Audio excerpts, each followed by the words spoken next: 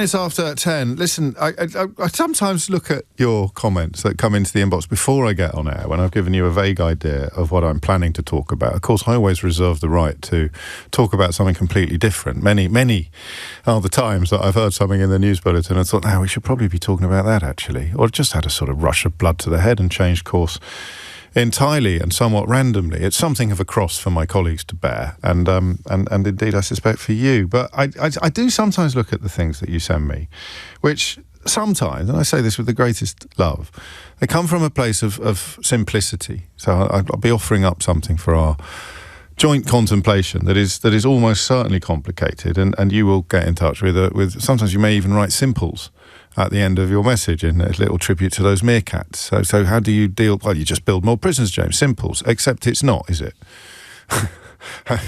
You don't solve a problem today with something that might be online in 2 years. And similarly, string them up or deport them or this or that or the other. There is such a small matter of the actual law to prevent some of these things from happening. And the reason why our attention is focused on the problem, because it is inevitably, absolutely, indubitably a problem of early prisoner release at the moment, is because of the case of PC Andrew Harper, 2 of whose killers are being considered for early release. And that is something that has not only offended public sensibilities, but much more importantly, it's really upset his widow, Lissy Harper. And that is important to remember, because these 2 murderers, these 2 killers, are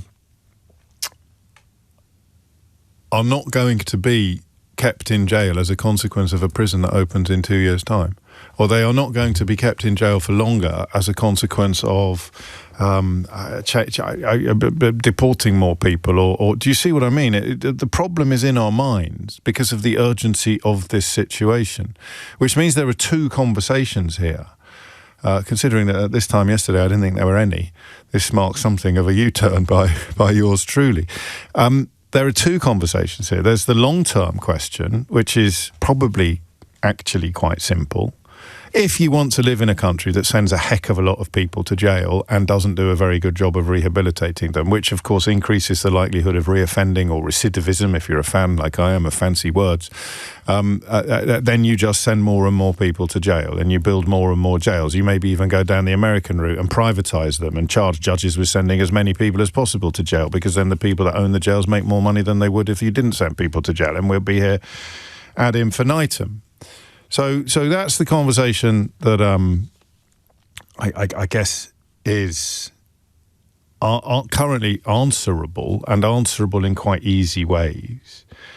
But the conversation that is being provoked by PC Andrew Harper's case is not one that can accommodate those answers. So, imagine, if you would, that these 2 men, 2 of Lissy Harper's husband's killers, are due to be released tomorrow. And she has, understandably, accused politicians of making decisions from behind a desk that will have real and lasting consequences for victims' families like mine.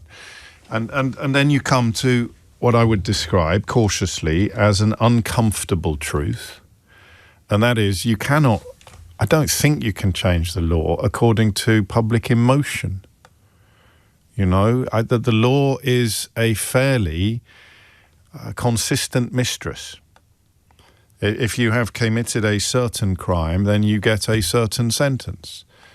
And just because 2 identical crimes prompt a very different emotional response in the hearts and minds of the public doesn't mean that you can change the sentences or change the laws or change the imposition of the sentences that have been handed down. Am I making sense?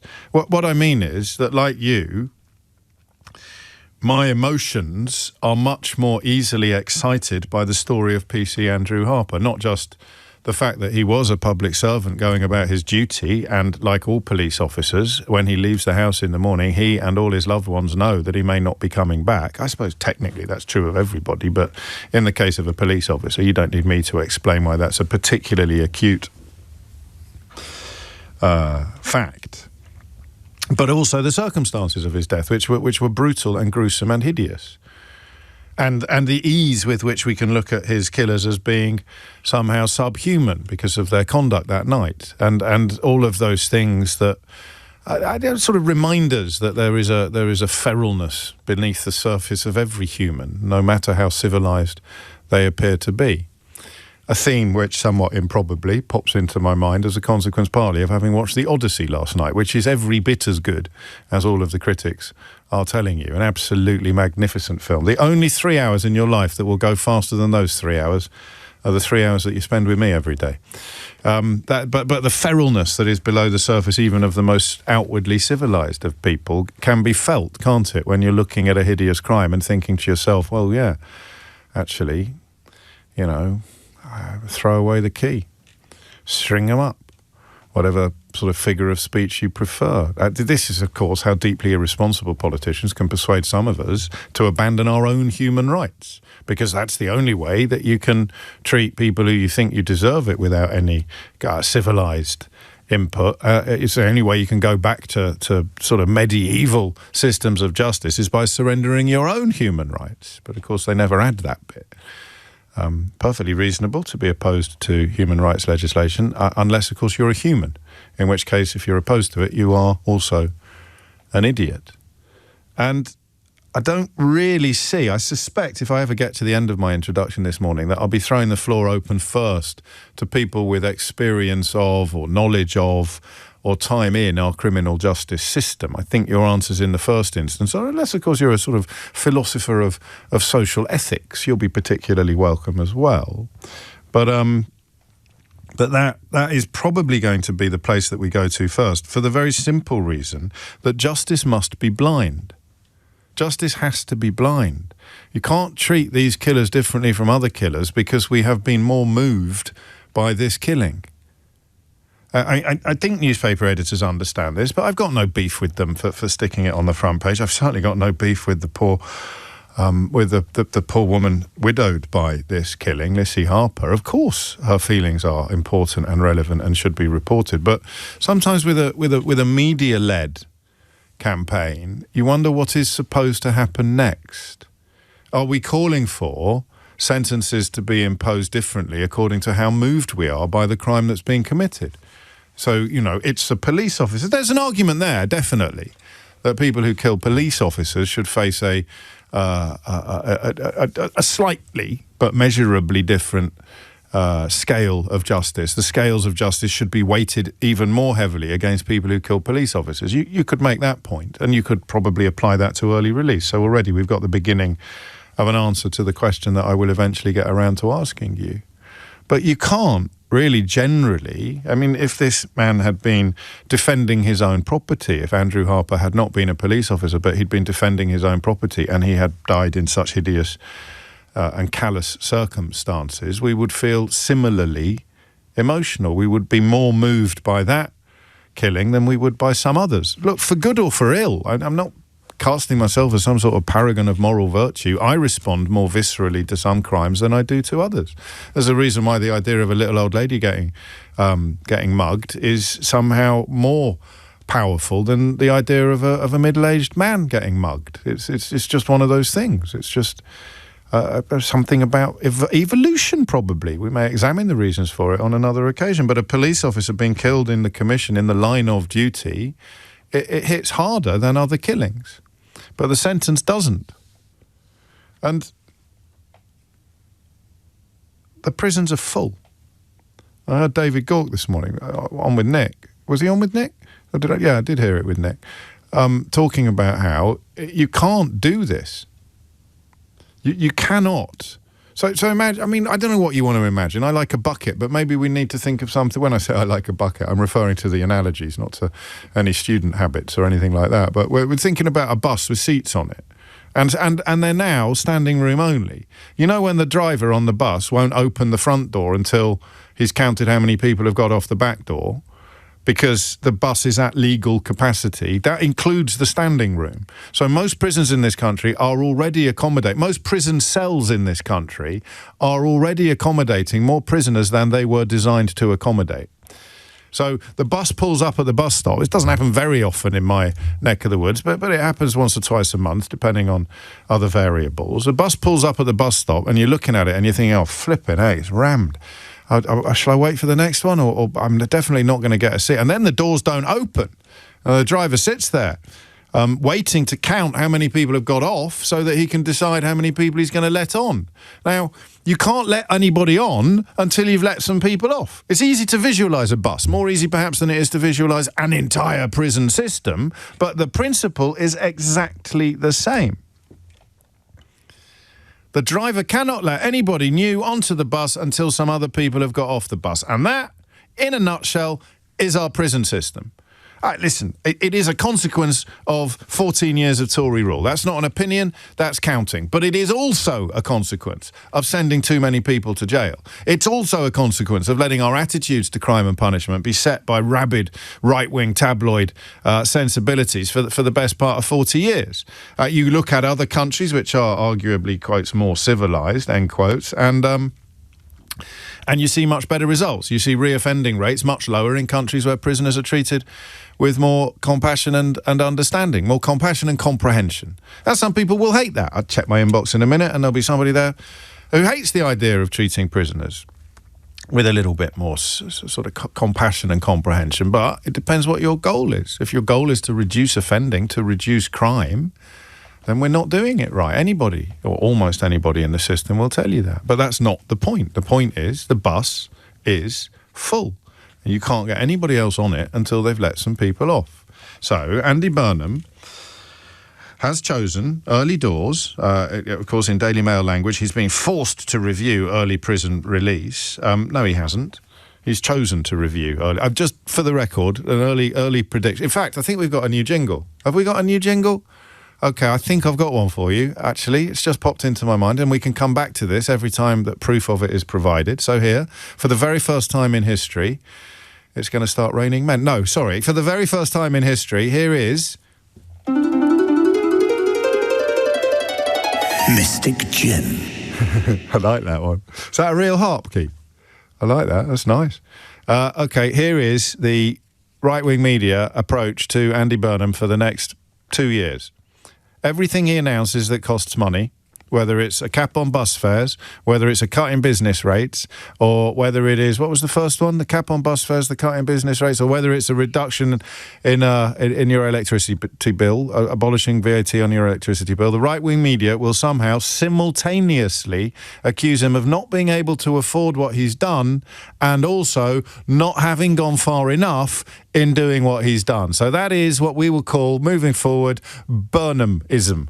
The Burnhamism from the right-wing media will be, I can't believe he's done that, he hasn't got the money to do it, and then in the same breath they will say, I can't believe he's done that, he should have spent much more of the money that I said 10 seconds ago that he hasn't even got. And that is the first ever... Mystic Gin. Which brings us back to the prisons. And the fact that Andy Burnham has chosen to review the early prison release scheme. And he will know, as he says that, two things. He will know how powerful it is for a woman like Lissy Harper, the widow of PC Andrew Harper, to talk about politicians making decisions from behind a desk that will have real and lasting consequences for victims' families like mine, her words. And simultaneously, he will know that you can't get more people on the bus until the driver has counted how many people have come off. So what's he going to do? What would you be more comfortable with? 0345 6060 973. And if you're in the system, if you're in the criminal justice system, you will possibly have a more informed insight than I do. The bit missing from a lot of the coverage, not all of it, to be fair, but the bit missing from a lot of the coverage is that we always release prisoners early. No prisoner ever serves the tariff that is handed down in court unless they misbehave in jail. There's always an opportunity to come out early. And you know that when you read a story, it always contains the line, will probably serve X years. So it's always going to happen regardless of what the crime is. But it just happens a little bit, it happens even earlier now. It's something that Alex Chalk explained to Rishi Sunak before the last general election, and Rishi Sunak decided to ignore it because there was a general election around the corner and it wasn't going to be his problem for much longer. It's something that David Gork, a former Conservative Justice Secretary, confirmed this morning. The problem is not one of politics. The problem is one of arithmetic. You can't get someone else in until someone else has been let out. So what are I'm going to ask you a question that's a little bit old school, actually. What are Andy Burnham's options here? Because yesterday I didn't think he had any. And by 11 o'clock today, I may be certain that he doesn't. But at 10:19, I'm thinking he must have some options. Otherwise, what's the point of ordering a review? What are Andy Burnham's options here? And what would you be comfortable with, personally? 0345 6060 973. James O'Brien on LBC. It's 21 minutes after 10, and I'm going to... A little bit of a spoiler alert. It's not quite a mystic, Jim, although thank you for all the nice words about my new jingle. It deliberately goes on for a little bit too long. That's what I like about it. It's got that... A lot of the things that spring immediately to mind will not work as answers to the question that I'm asking because they're already in place, but I'm going to keep them up my sleeve until you suggest them, and then I'm going to point out that our emotional response to this particular story is such that it's actually clouded out the intellectual analysis that the Prime Minister is going to have to deploy. 21 minutes after 10. For example, one texter has already said, well, the bus passengers could sit on each other's laps. They already are in prison terms. I mean, there are Victorian prison cells designed for 2 prisoners that have got 4 in them. And worse, the situation of prison overcrowding is off the scale. There are approximately 89,573 places in our prisons, and in March of this year there were 87,334 prisoners. So you do the maths. Michael's in Brentwood. Michael, what would you like to say? Hello, James. I think that what we have to do is twofold. Firstly, we need an immediate fix, and we also need a long-term fix to make sure this doesn't happen again. So we need to be more imaginative with our sentencing, what we sentence people to, who we sentence.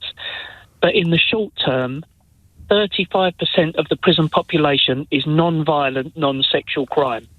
They should be the target of the releases. They are. Because that's already a lot of space. But then how are murderers getting out? They don't need to be let out because they're earlier. on a different scale. So if you're a non-violent or non-sexual offender, then under the Sentencing Act of 2026, the earned progression model means that instead of serving 50% of your sentence, as long as you keep your nose clean, and then that now comes down to a third. But if you are a sexual or a violent offender, you're on a different progression model. So you now have come down to a half. So there's already a fairly clear, measurable distinction between violent and sex offenders and non-violent criminals, non-sex offenders. But my immediate feeling on that is that the non-violent, non-sexual offenders, you could take that down further. You know, they're still going to be tagged. So they serve less than a third. They will serve less than a third of their sentence. I mean, you know what the Daily Mail will do with that. You find you find a shoplifter, or you find a burglar, or you find someone who's turned over 30 houses in a month, and they're getting out after less than a third of their sentence. Michael, there'd be another phone in. Yeah, but if they're tagged, they can't do anything. You can tell where they are when they are. But the other side. And that's also true of sexual and violent offenders, of course. It is, but the crime they've committed is more emotive. Isn't the word? Is emotional. It's more emotive. And hurting a human. I mean, again, we actually often in this country punish people whose offence involves money more than we punish people whose offence involves human beings. But your first point is on that list of things that most of us don't realise are already in place. It's already in place. A behaviour-based system, tiered in England and Wales, as of the Sentencing Act, which the last government brought in, means that you serve a third of your sentence rather than 50%, with the rest of their sentence served under strict supervision in the community with the help of electronic tagging, and those serving time for sexual or violent offences, where the current automatic release stage is at 2/3 of the sentence, will automatically become eligible for release at the halfway point, provided they have not committed serious breaches of prison rules. So this is Andy Burnham's problem, not yours, because the suggestion you've made is already in place. But what I would say is you can still further adjust the non-sexual, non-violent offences, because in all honesty, who would you rather have released back into your community? somebody who has a tendency to violence. It already does that. And there's I take your point. It's not. It stands. You can absolutely, we can leave it on the board, but I think there's a calculation here.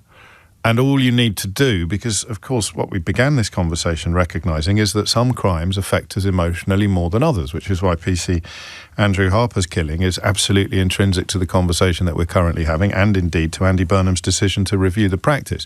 But there's another calculation in play. There's another metric, and that would involve another example. Whether it's an exception that proves a rule or not doesn't matter, but you would simply find a non-violent, non-sexual offender whose story pushes our buttons, but tugs our heartstrings, annoys us, boils our blood, and he's now coming out, or she's now coming out, less than a third. You'd have to bring it lower than a third of the handed down sentence. And you might be comfortable with that, I might be comfortable with that, but by the time the right-wing media is finished, the narrative will be that you can commit burglaries in this country, you can rob phones in this country, you can steal people's old ladies' pensions in this country, and as long as you don't actually hit them, then you're going to be released after 10 minutes. And that will be how it is sold to the public. And again, as I say, you might be able to live with that, and I might be able to live with that, but the country wouldn't live with that, and the pressure on Andy Burnham would be identical, just from a slightly different angle. Johnny's in Perth. Johnny, what do you reckon? I reckon education is the only way to solve the problem. I mean, education from within the jails, rehabilitation, and I know that's not a quick fix. I know that's not going to fix things overnight. What is Andy? But I suppose government after government, it swings from left to right, doesn't it? With liberal governments, and that's why the model in Scandinavia is so different from our experiences. Well, that was going to be an example that I raised. Go on, tell me more. Recidivism is highest amongst short-term prisoners. Yeah. In Scotland, if you're sentenced to less than 4 years, I think it's a 70% chance that you will reoffend. Whereas if your sentence is above 4 years, that drops considerably. So, I don't know if it's correlation or causation, but you know, the last caller made a perfectly good suggestion, but actually we put it through the lens of your statistics, and the shorter the sentence, the higher the likelihood of recidivism. So shortening the sentences, admittedly of non-violent, non-sexual offenders, even more than they have been already, is actually going to be, we're making the bus queue at the next bus stop get longer than it was before. Exactly. I think the shortening of sentence of non-violent and non-sexual, I'm not saying we should shorten those ones, but I'm saying the shortening of those is exactly as you pointed out. It gives people a sense of, I can steal this and I'm just going to get a week's prison. Andy Burnham's got to announce something before Christmas, let's say, for the sake of argument. What's that going to be?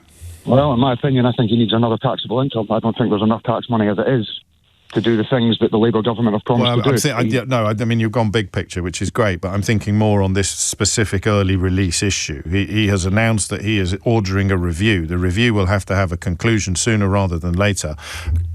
Long-term fixes notwithstanding, what on earth can the current Prime Minister announce in the relatively short term that will address all, if not all, then any of the problems that we're currently contemplating? I've got to put his hands up and admit that you can. A little bit of honesty. That's where I was yesterday. That's why I said yesterday, Johnny, there's no phoning in this. Yeah. Because, what can he do? I honestly think that's the only way to go. Anything that he says can be taken by his opponents, his enemies, and they can be twisted because he is never going to succeed with it. And it will be. And if there is a possibility of success, or if there is a plausible solution to the problem, then he can deal with the brickbats and the abuse from other politicians and from the right-wing media. I mean, it is extraordinary for people who were involved in the last government to be trying to score political points out of this, whether they're in the Conservative Party or Reform UK. Absolutely, but that's how politics works. Nothing to do with me. It's like you hand someone a bomb and the bomb goes off and you say, God, they're so bad at looking after bombs, these people. They're absolutely shocking. But you just gave them a bomb. You gave them a ticking time bomb and it went off in their hands. That's your fault, not theirs. Yeah, but it's not how politics works. But Johnny could be the voice of honesty. There's nothing he can do. He'll have to put his hands up in the air and say any solutions to it. And Burnham is kind of grasping some nettles at the moment. He's insisting on rewiring things, doing things differently. I wonder how comfortable you would be with this being one of the things he does differently. He's going to say, look, this is horrible. It breaks my heart. But we can't do anything about it in the short term. You're going to have to trust me to fix it in the long term. And the only way to do that is root and branch reform of our criminal justice system, the eradication of all the backlogs that have been in place since long before COVID, and a genuinely humane approach to sentencing that stops pandering to ignorant right-wing sensibilities and panders instead towards the urgency and importance of reducing recidivism and or reoffending, depending on how much you like fancy words. Here's Dominic Ellis with your headlines. James O'Brien on LBC. 3 minutes after 10 is the time. Stories, I don't think there's quite... Well, I think it does, but when I get a new jingle, as I demonstrated yesterday with the London one, missed it. When I get a new jingle, I tend to get a bit trigger happy. I tend to use it a little bit too much. So I did definitely say to you a while ago that all of the online far-right, largely racist propaganda about my hometown of London... I've got two hometowns, really. Kidderminster tends not to appear in Elon Musk's fever dreams quite as much as London does, at least for now. I said to you that reality has to reimpose itself. The fact that this is the best city in the world, in the view of many, many people who don't even live here, has to reimpose itself soon over all the racist online nonsense, including, of course, stuff propagated by politicians who pretend to be patriotic. And it is now happening, both in terms of crime figures and in terms of investors and in terms of people who could live anywhere they wanted in the entire world, such as their financial and social mobility, choosing to live in London, even with sort of slightly incurious and ignorant commentators claiming that all the rich people are going to leave because, what do they say? You can't wear a Rolex in London anymore or something. So they would have to explain to you why people are now fleeing jurisdictions, lower tax jurisdictions such as Italy, Dubai and Singapore, and settling here. But more on that later, and we'll be joined by the Mayor of London because we've also got very specific figures for London crime that have been posted in the last 24 hours, and they, of course, as indeed I predicted, but it doesn't merit a mystic, Jim. Apparently, crime rates have fallen again in London. West End phone thefts have plummeted. It doesn't mean they've disappeared. People will still be robbed. People will still lose their phone. But the attempts of people like Elon Musk and Nigel Farage, who the mayor has described as captains of disinformation to paint our town as a dystopian hellhole, are falling apart like a cheap suit. Not that Nigel Farage knows anything about cheap suits, since he received that secret £5 million gift from the Thai-based billionaire Christopher Harborne. It is 10:35. Back to the prisons. Jeff's in Chesham. Jeff, what would you like to say? Hiya, James. Reason I'm calling is because I currently work for the prison service.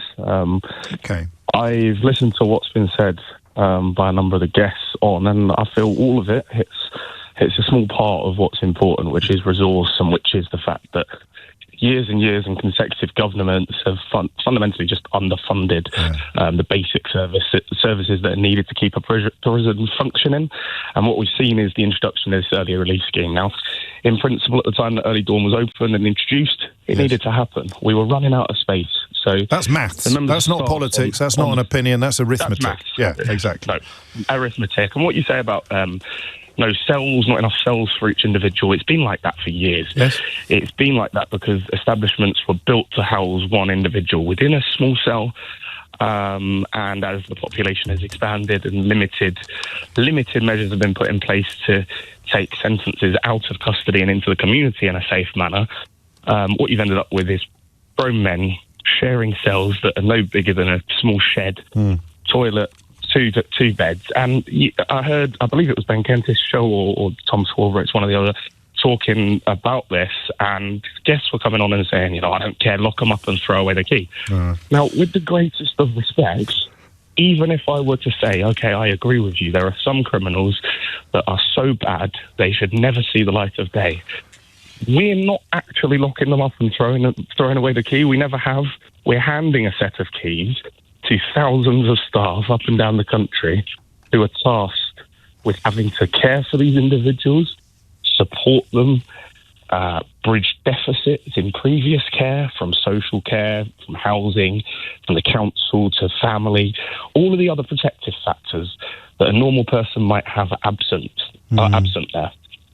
And the system in itself, in its desperation to create space because of pure arithmetic, has created a system where, just so I can explain, you may have an individual who receives a 3-year sentence from court for whatever. Maybe a violent crime, may not be. Ordinarily, they would have done half in custody and had half on licence, where they would have been subject to major restrictions in what they can do, when, who they have to see, probation, appointments they have to go to. That would usually be for a period of half their sentence. Following all of these changes and attacks on short sentences for the right reason, because we recognise we need to move some of these to community-based, restorative justice-based punishments.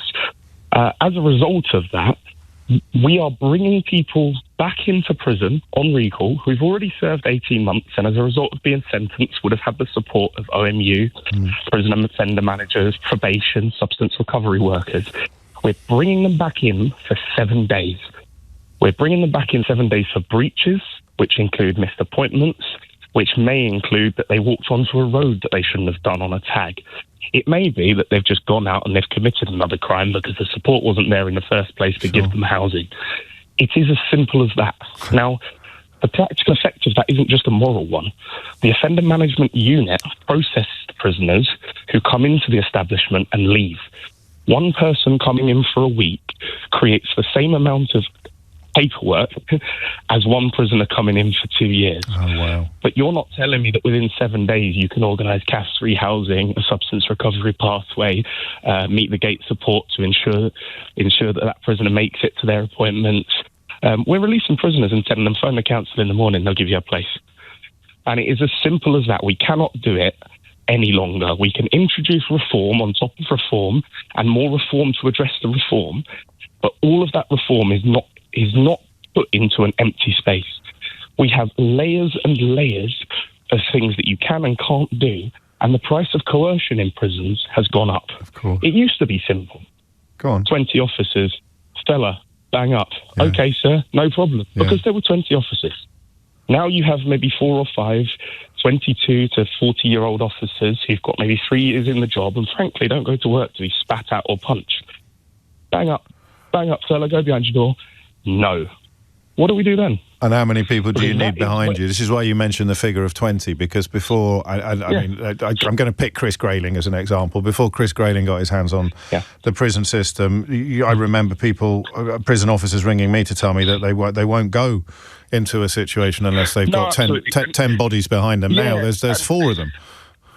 And what's happened is after benchmarking, a lot of the experienced staff left. Yeah. And so that kind of dynamic security question that they would have to ask themselves was based on a fundamentally different set of circumstances and fundamentally different set of incentives. The way I've always seen it is every interaction I have with both prisoners and with staff is an exchange in some way. I'm working as part of that organisation and I need to achieve some legitimate aim that's been set upon me by the organisation. Now, our purpose is quite clear. Keep in custody those committed by the courts and help them lead law-abiding lives in and out of custody. Sounds simple. Yeah, but that's woke, mate. That's woke. That's woke, liberal. That's the world we live in now. You're not allowed to say sensible things like that. I don't think that this is party political at all. I mean, you mentioned Chris Grayling. I think he tore it apart. Yeah, he did. But equally, we had Jack Straw, a Labour Justice Minister, privatised first prison. Yeah, you're right. And I think, do you know what? When we're talking about bringing into national ownership, still, for whatever reason, whether you agree with that or not, how can we not nationalise the public monopoly on coercion? How can it ever be justified that a private company holds any form of monopoly on coercion? We've seen what happens in the United States of America, and most people in this country won't be aware of it, but it is absolutely chilling. So, I mean, this is the call. That's why I come to work every day to speak, in the hope of speaking to somebody like you on a subject that I'm finding opaque at best, impenetrable at worst, and you are that caller, so thank you. I'm sorry that you're so well qualified to make such a powerful contribution. But in terms of what Andy Burnham can announce before Christmas, he can announce things that are going to happen, but he can't announce anything that's going to change. So this is coming from a prison officer. I think the first thing that we need to do, we need to decide who we are as people. Now, you'll get a lot of callers say, who is this wokey and who is this fella? I don't believe they tend not to ring me anymore, Jeff, but they'll pop up later. I mean, I was very close because I was thinking, what reception will I get? But it has got to the point where people will say, oh, well, what does he want? I just want something based in reality. Yeah. We don't have the physical resource. We're all bounded by the resource that we have available to us. In an ideal world, you could deliver a totally rehabilitative establishment with sufficient resource. But equally, in an ideal world, you could you could, when I say ideal, I mean in an ideal resourcing situation, you could deliver a totally coercive prison institution. And that would function and wouldn't result in anywhere near the harms or dangers. You mean a real kind of leg irons and rations type scenario? I mean, if you put 30 officers onto any wing in any prison in this country, you could have everyone marching single file and they'd do as they're told. But the cost of that would be too significant. Yeah. It's very expensive to coerce other people into doing exactly what you do, and you need to create the incentives to get people to participate in that system. That's reality. Why did you... No, I know it's not. You realise I was using that word tongue-in-cheek, don't you? Yeah, of course. Good. Just double-checking. Why did you go into the prison service? Because I stupidly thought I could make a difference. Well, you are making a difference, I'm sure, but maybe not as big a difference as you could. You make a very small difference to the individuals that you see every day, both staff and prisoners. Yes. I would say 80% of the prison population are probably neurodiverse in some capacity or suffer with mental health problems. Substance misuse is a major thing, and a lot of the adverse childhood effects that you might refer to when you talk about social care or children or schooling, all of these things exist exacerbated in the prison, magnified. Yeah. All of the earlier support has been absent in most cases, and where it hasn't been, these individuals have often suffered serious trauma to get there. And that doesn't mean they shouldn't be there. No, it also doesn't mean it should be incredibly comfortable, but it shouldn't work in a situation where a trade-off has to be made between safety and purpose. And fundamentally, we are seeing safety and security in establishments dwindle at the expense of unstructured time out of cell, just to keep people on a level that they don't want to open that door, come out and smack one of us in the face. It's as simple as that. Yeah, well, I'm sorry that you have to live with that, and I'm sorry that it is so widely unrecognised, particularly at times like this, when understandably and inevitably emotive examples of a much, much bigger and more complicated problem are used to fire up the public, because you have to deal with outside work, you have to deal with the consequences of that as well. Jeff, you're a good man, thank you. Of course, one thing we could touch upon in answer to some of these questions is the importance of actually reducing crime. You know, the number of people being sent to jail reduces according to the number of people being convicted of crimes. And that's why the Mayor of London, I suspect, will be in rather chipper mood after this when he joins us to tell us more about robberies, thefts and vehicle crime in the capital, all seeing a significant reduction. Sadiq Khan, soon to be Lord Khan, of course, joins me after this. James O'Brien on LBC. It is 10:48. This will sound a little bit odd. But I was hoping Burnham might do something to help hairdressers, actually. I was having a conversation with my own hairdresser about this, only on Tuesday, and he was certainly delighted that Burnham mentioned hairdressers by name, by trade, in one of his pronouncements, and there was optimism in that salon that the announcement today about hospitality venues, pubs, clubs and the smaller live music venues may extend to hairdressers. But it's early doors, you know, wait and see. There may be something else coming up. We are just waiting to clear the line, I think, for the Mayor of London, Sadiq Khan, who is joining us to discuss crime figures that are entirely at odds with the ludicrous propaganda punted online largely by people based overseas, of course, but also by people from this country who should know better than to tell lies about our own capital city, because lies, of course, have consequences. And the Mayor of London is with me now. I should congratulate you first, Sadiq Khan, on your imminent peerage. It's a long way, isn't it, from a tooting bus driver's son to the House of Lords? Oh, listen, I mean, my mum's over the moon. It's an honour for the family, really, to see me soon hopefully be in the House of Lords. It means I can use that place to be a better mayor, but it's obviously a source of huge pride to my family, not just my mum, my siblings, my nephews, nieces, and all those people who've known me over the last 55 years. I'm incredibly proud. But it's always nice when you make your family proud, as you know. Maybe not quite as proud as that. And now to the figures. You've been quite outspoken in the past, and indeed more recently, about the attempts to portray our city as a dystopian hellhole. Your phrase, not mine, with people like Elon Musk and Nigel Farage you're describing as the captains of online disinformation. The official figures rather give the lie to an awful lot of what, there's an old phrase, isn't there, that the truth is halfway, that a lie is halfway around the world before the truth has got its trousers on. So let's hear more about the figures, and then let's address the question of whether or not they will actually do much to address the perceptions, the false perceptions of London. Look, one of the joys of a democracy, and it's a responsibility I take seriously, is to be held to account. I think it's right and proper for people like me, the Prime Minister and others, to be held to account and challenged on a range of issues. What I think is unacceptable is for there to be disinformation, misinformation and lies. I mean, analysis shows over the last couple of years there's been a 200% increase in stories on social media saying London is dangerous and London is in decline.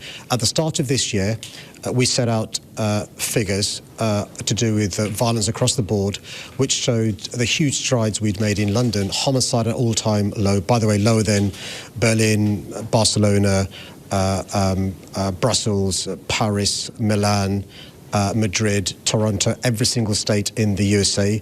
The fewest teenage murders this century. Today, new figures published shows a significant reduction in neighbourhood crime across London. 35,000 fewer neighbourhood crimes. That means 35,000 fewer victims of robbery, of theft, of vehicle crime, of burglary. Here in the West End, where I am, a reduction by 50% of phones being stolen. So a combination of police hard work, City Hall investment shows we are, on any metrics, a safer city. But earlier on this year, I was really pleased to receive international recognition. The Nobel Prize for Cities, the Lee Kuan Yew Prize, said that we were the best city in the world. And so you can understand why, if you're somebody who's a nativist populist, you've got a city that's liberal, that's progressive, that's multicultural, and that is incredibly successful. That's why they hate us. I mean, alongside this, there's research, and this is published in Rupert Murdoch's Times newspaper today, research commissioned by the property developer London Square, finding that 64% of working-age people in New York, Singapore, Dubai, Hong Kong and Paris would choose to live in London if given the chance, with nearly half of them thinking that this city offers the best career opportunities for skilled professionals, also citing its stability and safety. I mean, I understand what you've just said about, also you don't mention your personal role in the process. A fully integrated, three-time winning Muslim mayor is their worst nightmare in many ways, when they're trying to pretend that we can't live together in harmony and that we can't recognise humanity above ethnicity, religion or any other label that we put on each other. But it is surreal, right? We've touched on this before. I mean, you will meet people. I was with the guy that founded Wikipedia not long ago, Jimmy Wales. He moves in elevated circles, and he's bumping into people in Silicon Valley who are saying to him, I don't know how you can live in London. It's not just online racists who've bought this bilge. It is decent people as well who've been sold a completely bogus picture of our capital, of our city. Absolutely. I mean, and the problem with these algorithms, the way they work, is they monetize hatred. I call them the division dividend. It's an outrage economy. And what's happening is people now have set up bot farms to make money out of slagging off London. There's an industry there, but also we now know there are state actors, not just Russia and China, but also MAGA-backed influences in the USA. And my criticism is not just of them, although I do criticise them, but it's British politicians and the commentariat who jump on this bandwagon and who should know better. And I think it's unpatriotic, by the way, to slag off the capital city when the evidence isn't there to slag us off. I'm more than happy to be criticised. Hold me to account. You often do so to your listeners. But base it on evidence and facts, not on misinformation, disinformation and lies. And it is a fact that I'm a proud Londoner. I'm proudly English, I'm proudly British, but yes, I am Muslim of Pakistani heritage, but don't hold that against my great city.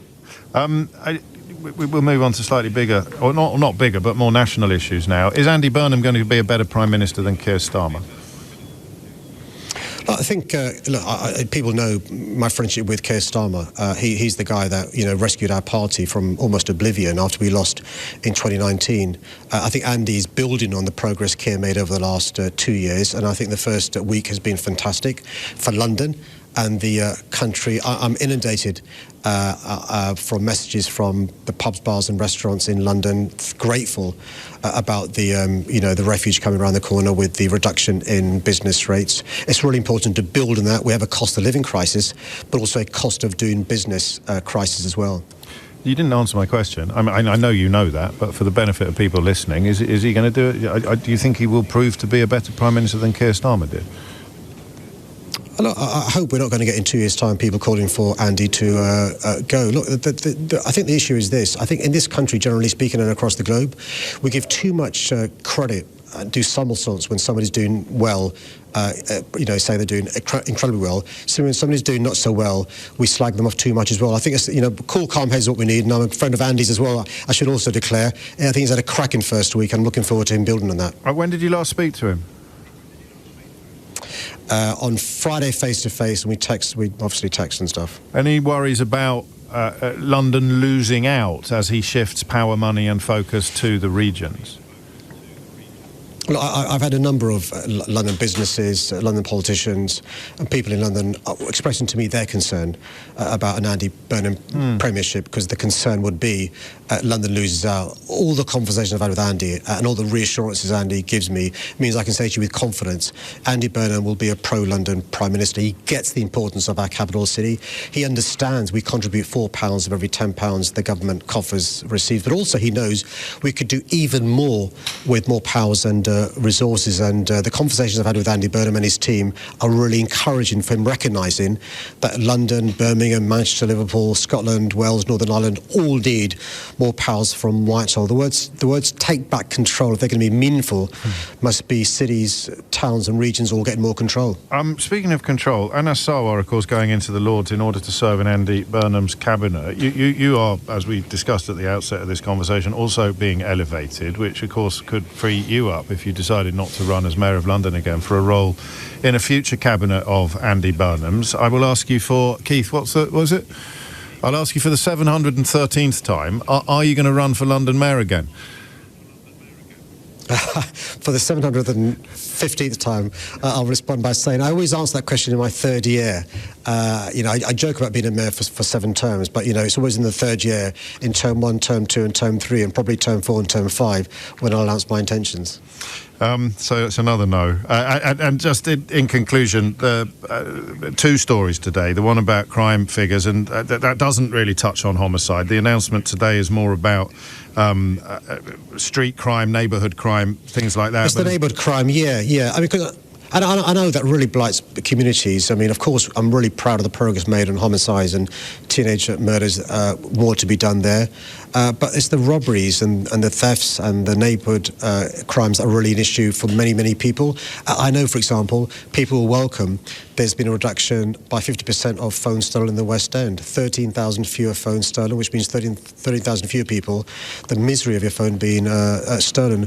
We've calculated, according to this data, 35,000 fewer robberies, thefts, vehicle crimes, residential burglaries. That means fewer victims of crimes. This is really good news. None of us is complacent, the Met or ourselves, but it shows the difference.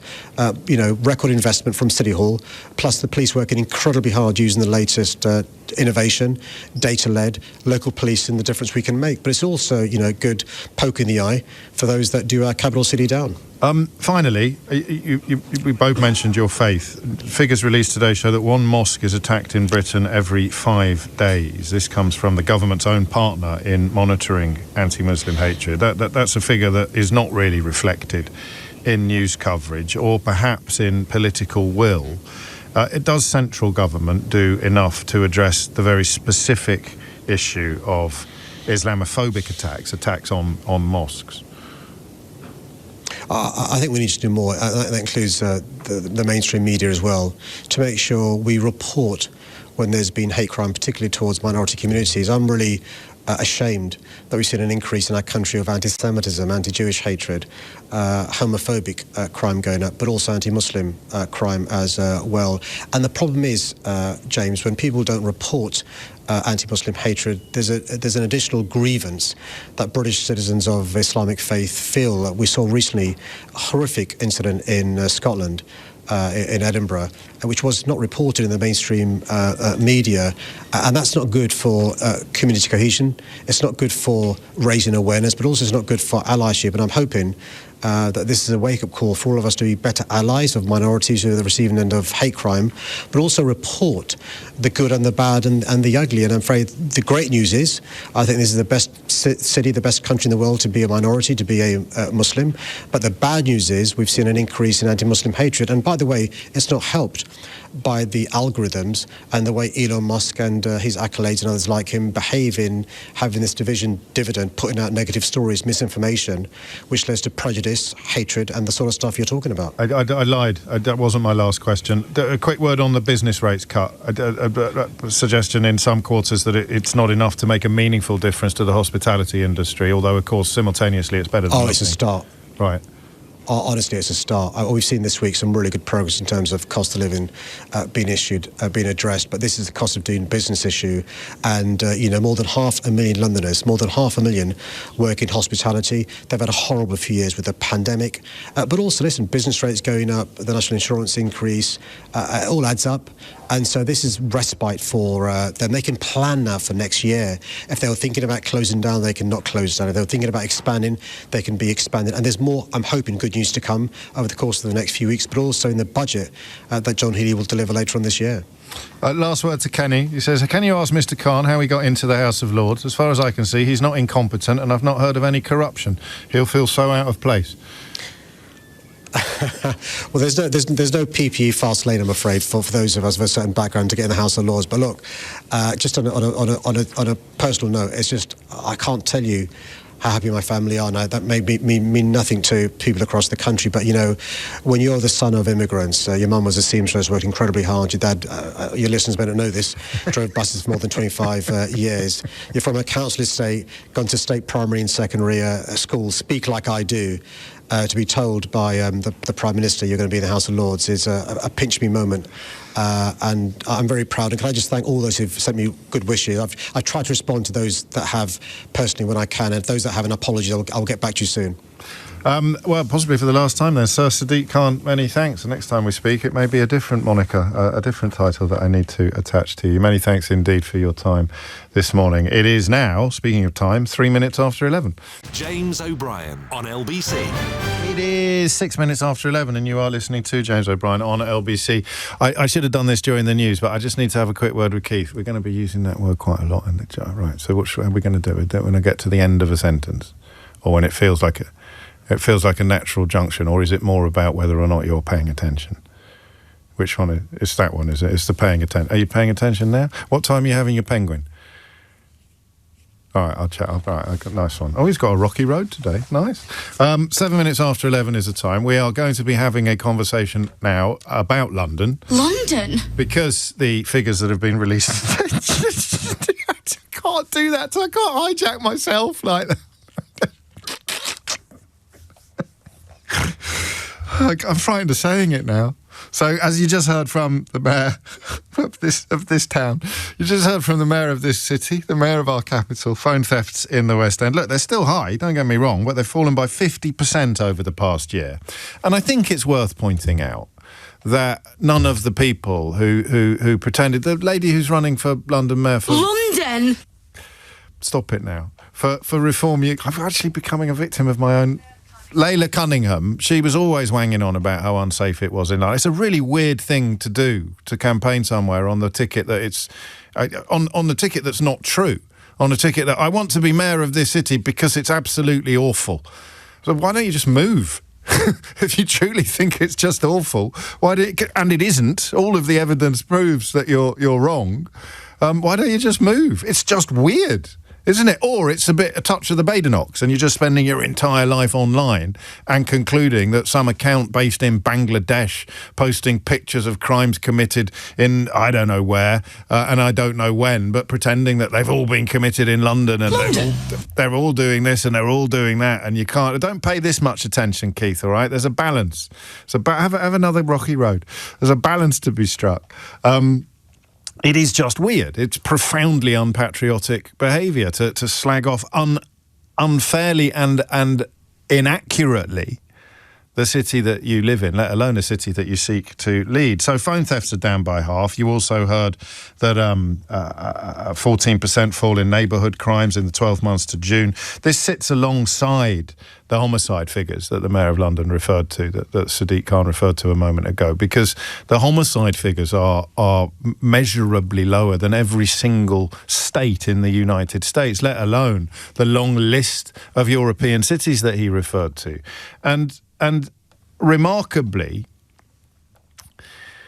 people who are not idiots have ended up believing this. So complete is the propaganda. So powerful is the propaganda. People who are not idiots. And the problem I've got now is if you send me a message that says something like, blimey, have either of you ever actually been in London? Then you're almost certainly not from this town. I live in Brentford, and yet I still get bombarded with claims that I can't possibly know what it's really like in London because I live in leafy Chiswick. What do you think London is like? If you work in Leicester Square and you live in West London, what do you think we do? Do you think we've got like a deck downstairs that we press a button, like a holodeck? Or what was it called in Star Trek? You press a button and I end up back home again, and I never walk through the streets of the city. I never walk through parts of town that I don't live in or don't work in. How do you think it works? If you're playing football in the park or you're playing tennis in the park, you think, and you walk past gatherings of young people. And what do you think happens? All of these people who never come to this town and claim that, oh, well, I don't even live in Chiswick. That's the hilarious thing about it. Online lies, the great scheme of things, online lies about me living in a place I haven't lived in for 3.5 years are pretty tiny. But it's as if the reason I mention it is not just to be self-referential, although that's probably part of it. The reason I mention it is because it speaks to a determination to believe that London is awful. I really want to focus in on that word. There's a determination. So I'll get a message from someone who's never been here, say, you've got no idea what London's like because you live in leafy Chiswick. I remember the first time I got a message after I moved to Chiswick from Ladbroke Grove, which is just sort of on the fringes of Notting Hill, so one of the most multicultural and diverse parts of the entire country. And I don't know the statistics for Chiswick, but I remember getting a message off a racist back when it was quite rare. You know, I think even before Brexit, when racism was still quite shameful and people were still a little bit reluctant to do racism in public, to sort of point out publicly that they don't like seeing black faces or brown faces in television adverts, to treat a crime committed by a brown person completely differently from how they treat a crime committed by a white person, to tell lies about anti-white racism with a straight face. So we lived in a different age, a different era. And I got this message. And obviously I can click on messages. So for a tiny moment, I thought that I thought I was getting several messages with the same phrase in them, but it wasn't. It was the same person constantly using this phrase, white enclave. You live in a white enclave, or enclave. I don't know how you pronounce it. Enclave, is it? You live in a white enclave. I thought, what does that mean? This bloke thinks I've actually chosen where to live according to the ethnicity of my neighbour or my postcode. And yes, because they would, I suppose. And it's such a weird position to adopt, isn't it? Because if you live in a country where racism has been relatively endemic, although as Sadiq Khan pointed out a moment ago, it's still a heck of a lot better in most of this country than it is in lots of other places in the world, then you would actually, the only circumstances in which you'd gravitate towards people of your own ethnicity would be if you were of an ethnic minority. Yeah, it's not that long ago there were posters put up in Birmingham by the Conservative Party saying if you want an N-word for a neighbour, vote Labour. If you arrive in a country like that, then you're probably going to want to live next door to people who look like you rather than people who don't. But that would be an explanation for why ethnic minorities have come together and created communities where more people look like them than look like me. And of course upsets honest Bob Jenrick when he gets off a bus when he steps out of a chauffeur-driven car in Birmingham and can't believe how many black or brown faces he can see. It doesn't surprise me, it doesn't shock me, it doesn't upset me, and it certainly doesn't disgust me. But the determination to believe that London is awful, that's the bit that interests me. So there are two elements to the conversation we're about to have. One is about how widespread this is, where you have encountered it, how far it has gone. And that's why the comments that Jimmy Wales, the co-founder of Wikipedia, made when I interviewed him on Full Disclosure towards the end of last year have kind of haunted me.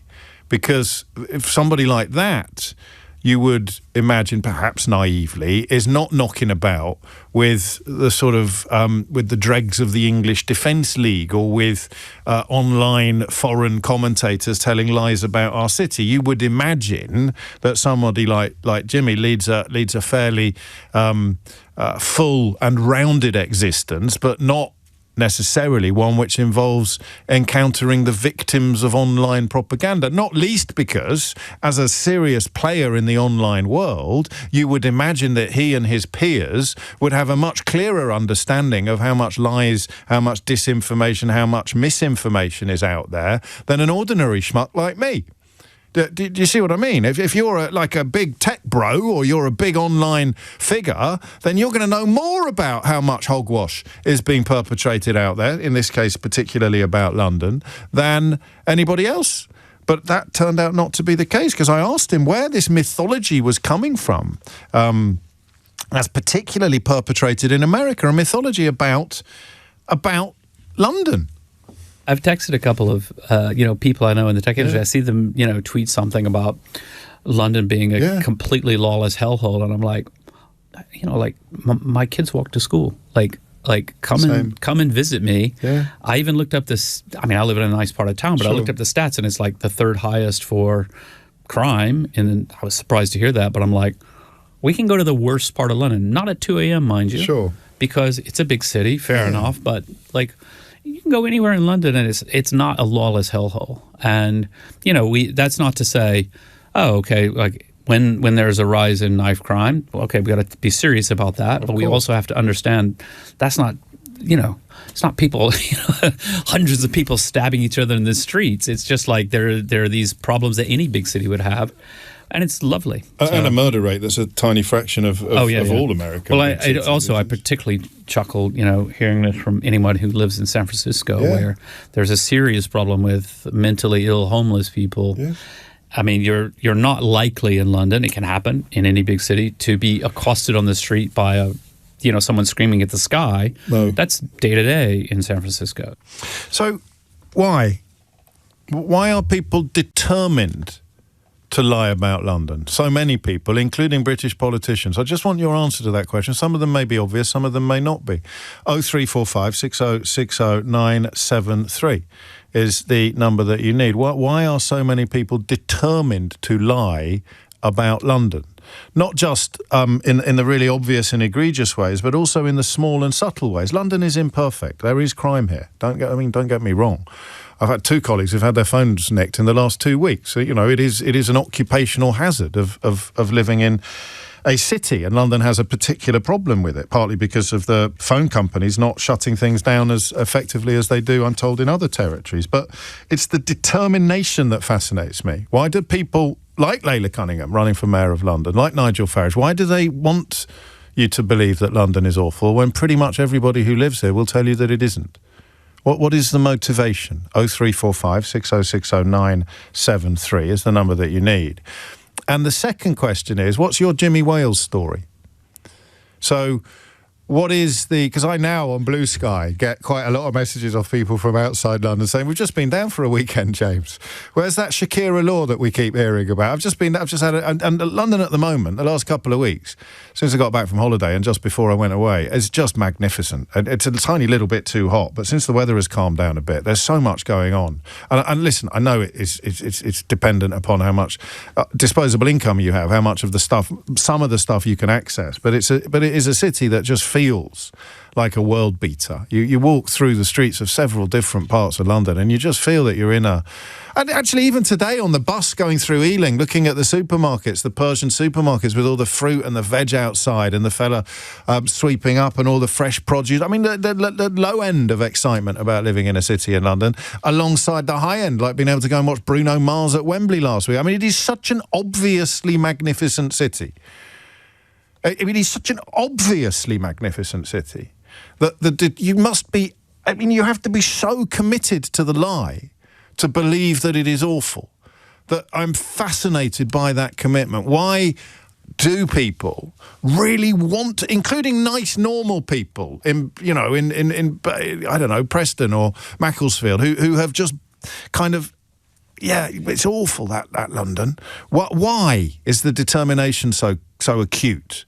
03456060973. And then the second question, just give me your example. Your example of what I encountered with Jimmy Wales. So you're literally talking to the founder of Wikipedia, one of the biggest players in the history of the internet, and he's got mates back in America who are saying, "Oh, crikey, I don't know how you can deal it in London." And we both sit there looking at each other going, "What the fudge is going on? How on earth has this been allowed to happen?" Answer: online lies, algorithms, all the things that the Mayor of London mentioned. But question: what's your example of it? What's the maddest thing you've been told about London by somebody who doesn't live here or who hasn't been here? And that's might be some fun there. The more important question, the more serious question is, where does the determination to believe that this city is some sort of dystopian hellhole come from? Why does Elon Musk, if that's an easier way into it, why does Elon Musk want to portray London as a dystopian hellhole when 5 minutes on the streets of this city would prove to you that it really, really isn't? And it is, of course, measurably safer than every single state in the United States of America. James O'Brien on LBC. It is 21 minutes after 11, and I found that quite cathartic then, because you sort of... You know, if someone slags off your family, you've got a real problem with them, right? But you slag off your own family all the time. Not slag off necessarily, but you can say things about your own family that you wouldn't want anybody else to say. You wouldn't even want them to agree with you, would you? That's how I feel about my team. So if I say, old Keith, it's a bit, I don't know if I want to say anything actually rude about Keith, because that wouldn't really be fair. But I might tease Keith a bit. You're not allowed to. Just because I tease Keith, you're not family. You're not family. You're not allowed to tease Keith. Or if you do, it must be very affectionate. You can't cast aspersions on his professionalism or his attention levels or anything like that. It would be absolutely unacceptable. I wouldn't allow you to criticise Eleanor, certainly not on this programme. I don't even let you criticise colleagues on this programme with whom I don't agree about anything. Even if they live by different rules and different codes, I live by my own moral code. Always credit people when they've conducted an interview that we play out on the programme, and always shut down anybody who criticises a colleague live on the air. It's just basic courtesy, isn't it? It's common decency. It's professionalism, team playing, all my sort of watchwords. But we can do it. We can slag each other off. Should hear how Eleanor talks about Keith when the lights are off. It's extraordinary. But you can't. Do you see what I mean? So, we can slag off London. But you can't if you don't live. How dare you? It's just outrageous for you to start slagging off. It's particularly when you are potentially impacting upon tourism. You're impacting upon our sense of safety. But previously when I've addressed this issue, I've felt a bit defensive to the point where you have to keep acknowledging that there are problems. I did it a bit just then. Of course, phone theft is high, but murder is historically low. So, of course people wander around wearing Rolexes. Of course some people wearing Rolexes get robbed. You just feel that you almost need to keep acknowledging the negative while promoting the positive. And I don't know why we do that. Because, there is no place in the world that's perfect, not even Kidderminster. So you just, and you acknowledge problems. We do it more than ever on this programme. You say there's a problem here, there's a problem there. We've given the Commissioner of the Metropolitan Police quite a robust analysis over the years, but he's just right when he says that crime is down. And the Mayor is just right when he says that these weirdos spreading disinformation and misinformation about our city have kind of had the box seats, haven't they? They've kind of had the upper hand. It's as if the lies, as ever, have got halfway around the world before the truth has got its trousers on. I suppose I'm wondering why those of us who know the truth and tell the truth haven't risen to this challenge more passionately, haven't risen to this challenge more enthusiastic. It's probably because we're Londoners. London? It? And you just sort of go, yeah, all right, mate, you jog on with your weirdness and your racism. We'll just carry on living in a wonderfully multicultural and diverse city. And I wonder if it is actually that simple. Here's a racist. Here's a city that proves that racism is ridiculous. Therefore, the racist hates the city. And if you happen to own a social media platform, say, then you can engineer it to promote racism and to tell lies about the place that actually proves the absurdity of your ideology. 25 after 11 is the time. Tom's in Southampton. Tom, what's going on? Why the determination to believe these lies? I think that cities represent something which can be exploited by people, especially when they're the largest city in the country, like London is. Yes. If they paint London as something really, really bad, for whatever reason, in the 1800s, it was anti-urbanism was the big thing. Was it? Not because of multicultural. Luddites? No, it was because of we were the first to industrialise. Yes. So there was mass depopulation from the countryside into cities, and anti-urbanism as a movement sprung up, not because of multiculturalism, but because of largely poverty was the main complaint. And what that movement said was basically, you have to be afraid of cities because they create poverty, and if you live in a town now, one day you might be a city, and that will be bad. So join the anti-urbanism movement. Cui bono? Who benefited from that? Well, because, I've got a theory that I'll expound on a little later about why people like J.D. Vance and Elon Musk are trying to do this, and indeed Donald Trump are trying to do this to London, that goes beyond mere multiculturalism and diversity. But who benefited? Who was kind of pulling the strings of the anti-urbanism movement? Because you've just introduced me to it. I know nothing of this. It's really, really interesting. It was... Yeah, so in the 1800s, it was largely landowners who lost their peasantry to urbanisation. Ah, okay. And they, all of their workers go away, and now all of a sudden they've got no one to farm the fields because everyone wants to go work in a factory. In current times, there's a similar dynamic happening where the cultural right present London as an example of... London is the biggest city. London's the most developed, furthest along. So it's first. Your town, your city, in another part of the country, that's what your town will be like in the future. So vote for us, because we will make sure your town doesn't become London. It doesn't matter that London's not like that, because they can just say it is. And that's your sort of UKIP-y thing about doing well in constituencies where there isn't any immigration, because in the constituencies where there is a lot of immigration, everybody's relatively, not just relaxed, but many people are very enthusiastic or entirely ambivalent about it, because it's just life. But if you've successfully persuaded people to be scared of people who do not look like them, then suggesting that soon your town will look like one of those towns where everybody's different, that's a wonderful political weapon. That's what it is. It's an anticipatory fear. That's what it is. It's a fear that's not necessarily present in their lives. They may not have had immediate experience of it, but it's an anticipatory fear. This might happen to me, so I want someone who's going to protect me from it if it does. And the more immediate that fear becomes, the closer they feel that it's just round the corner. It's about to happen. It's all going to get bad. That's where you get the because drive. There's no evidence of actual badness, except, crimes and things that are going to happen in any big city, whatever its demographics are and whatever its population is. That's when you have to start lying about things like no-go zones and Shakira law. Because if you're trying to convince someone in the boondocks that they're about to be taken over by Muslims, you have to pretend that Muslims have taken over somewhere else. Oh, yeah. I also think that this kind of...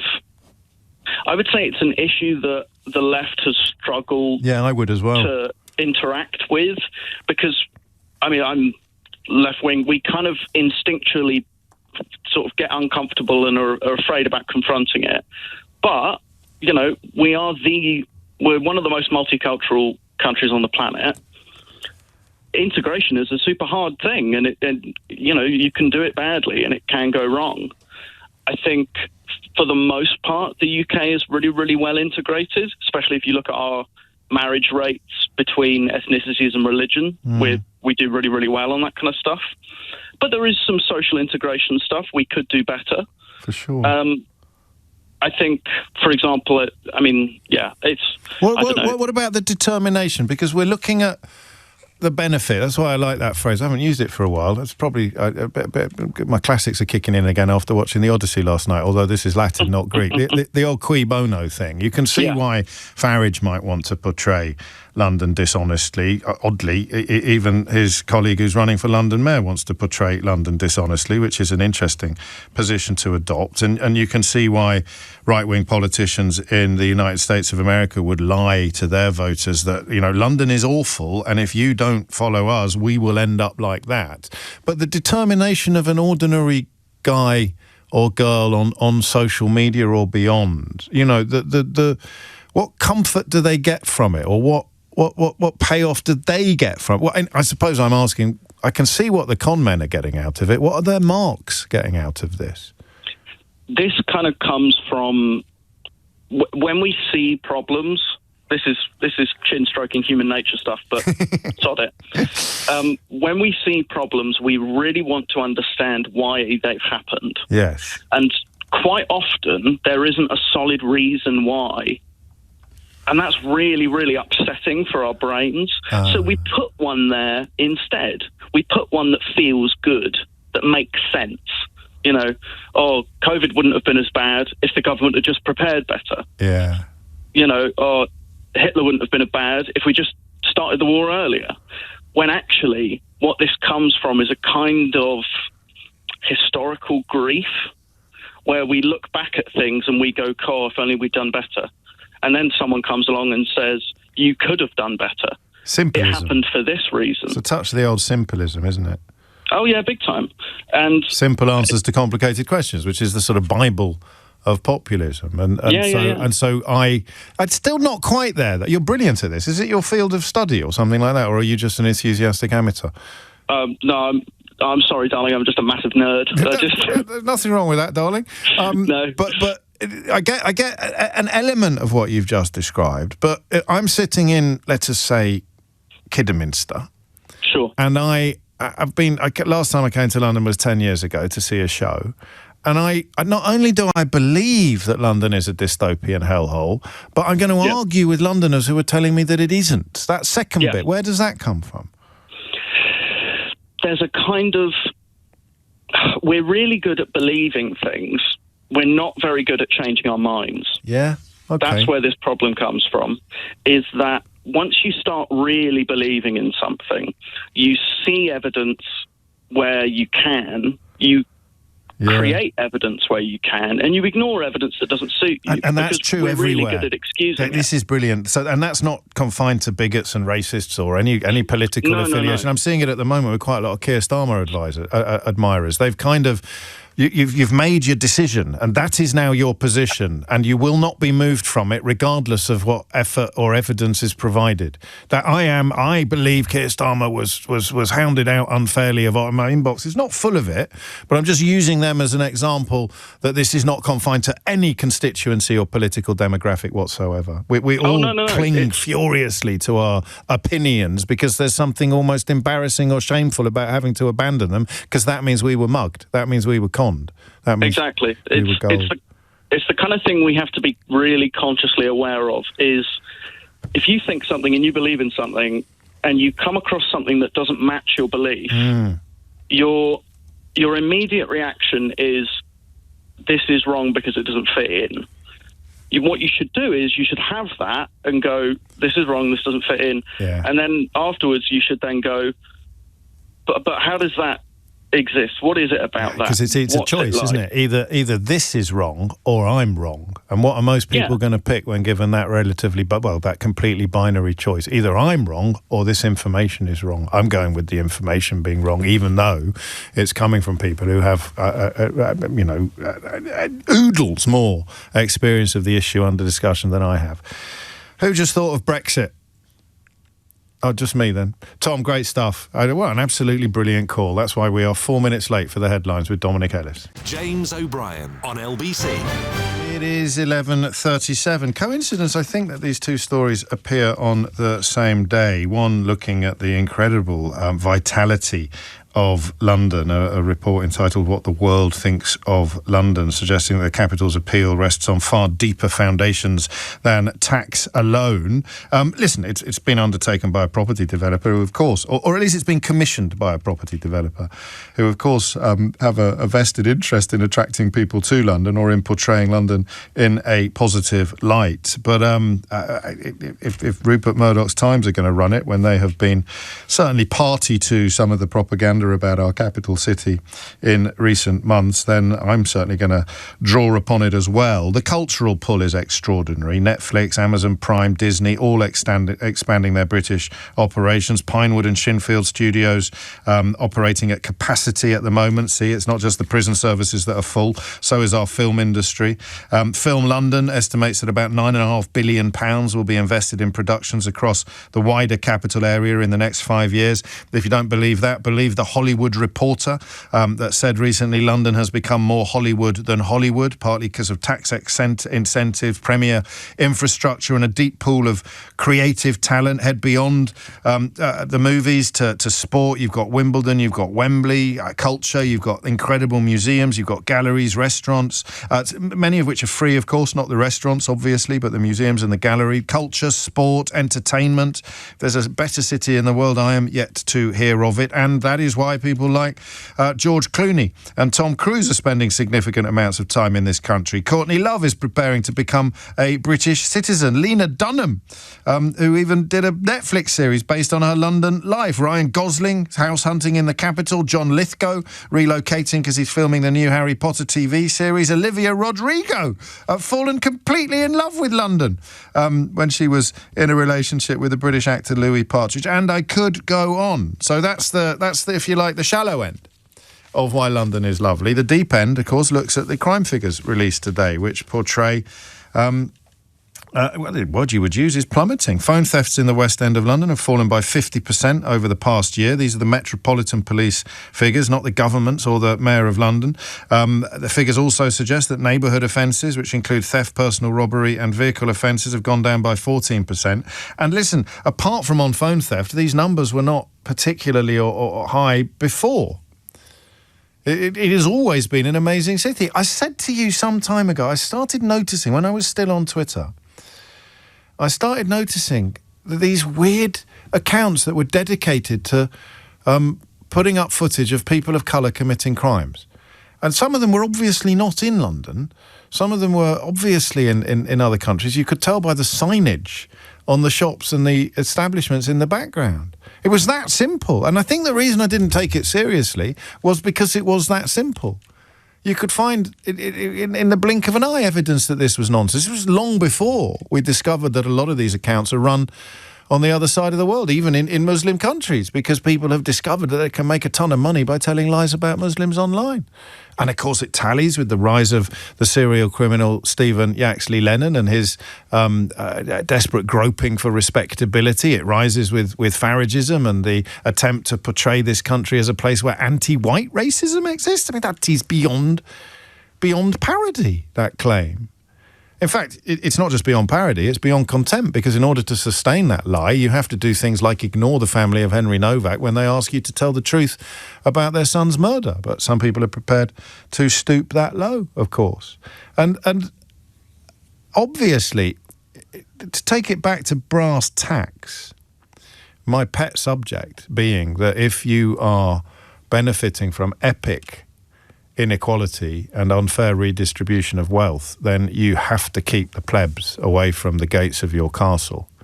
You cannot have, it just began to see it during the Occupy Wall Street movement, you cannot have the penny dropping up and down the country, right across the world, that this is absurd.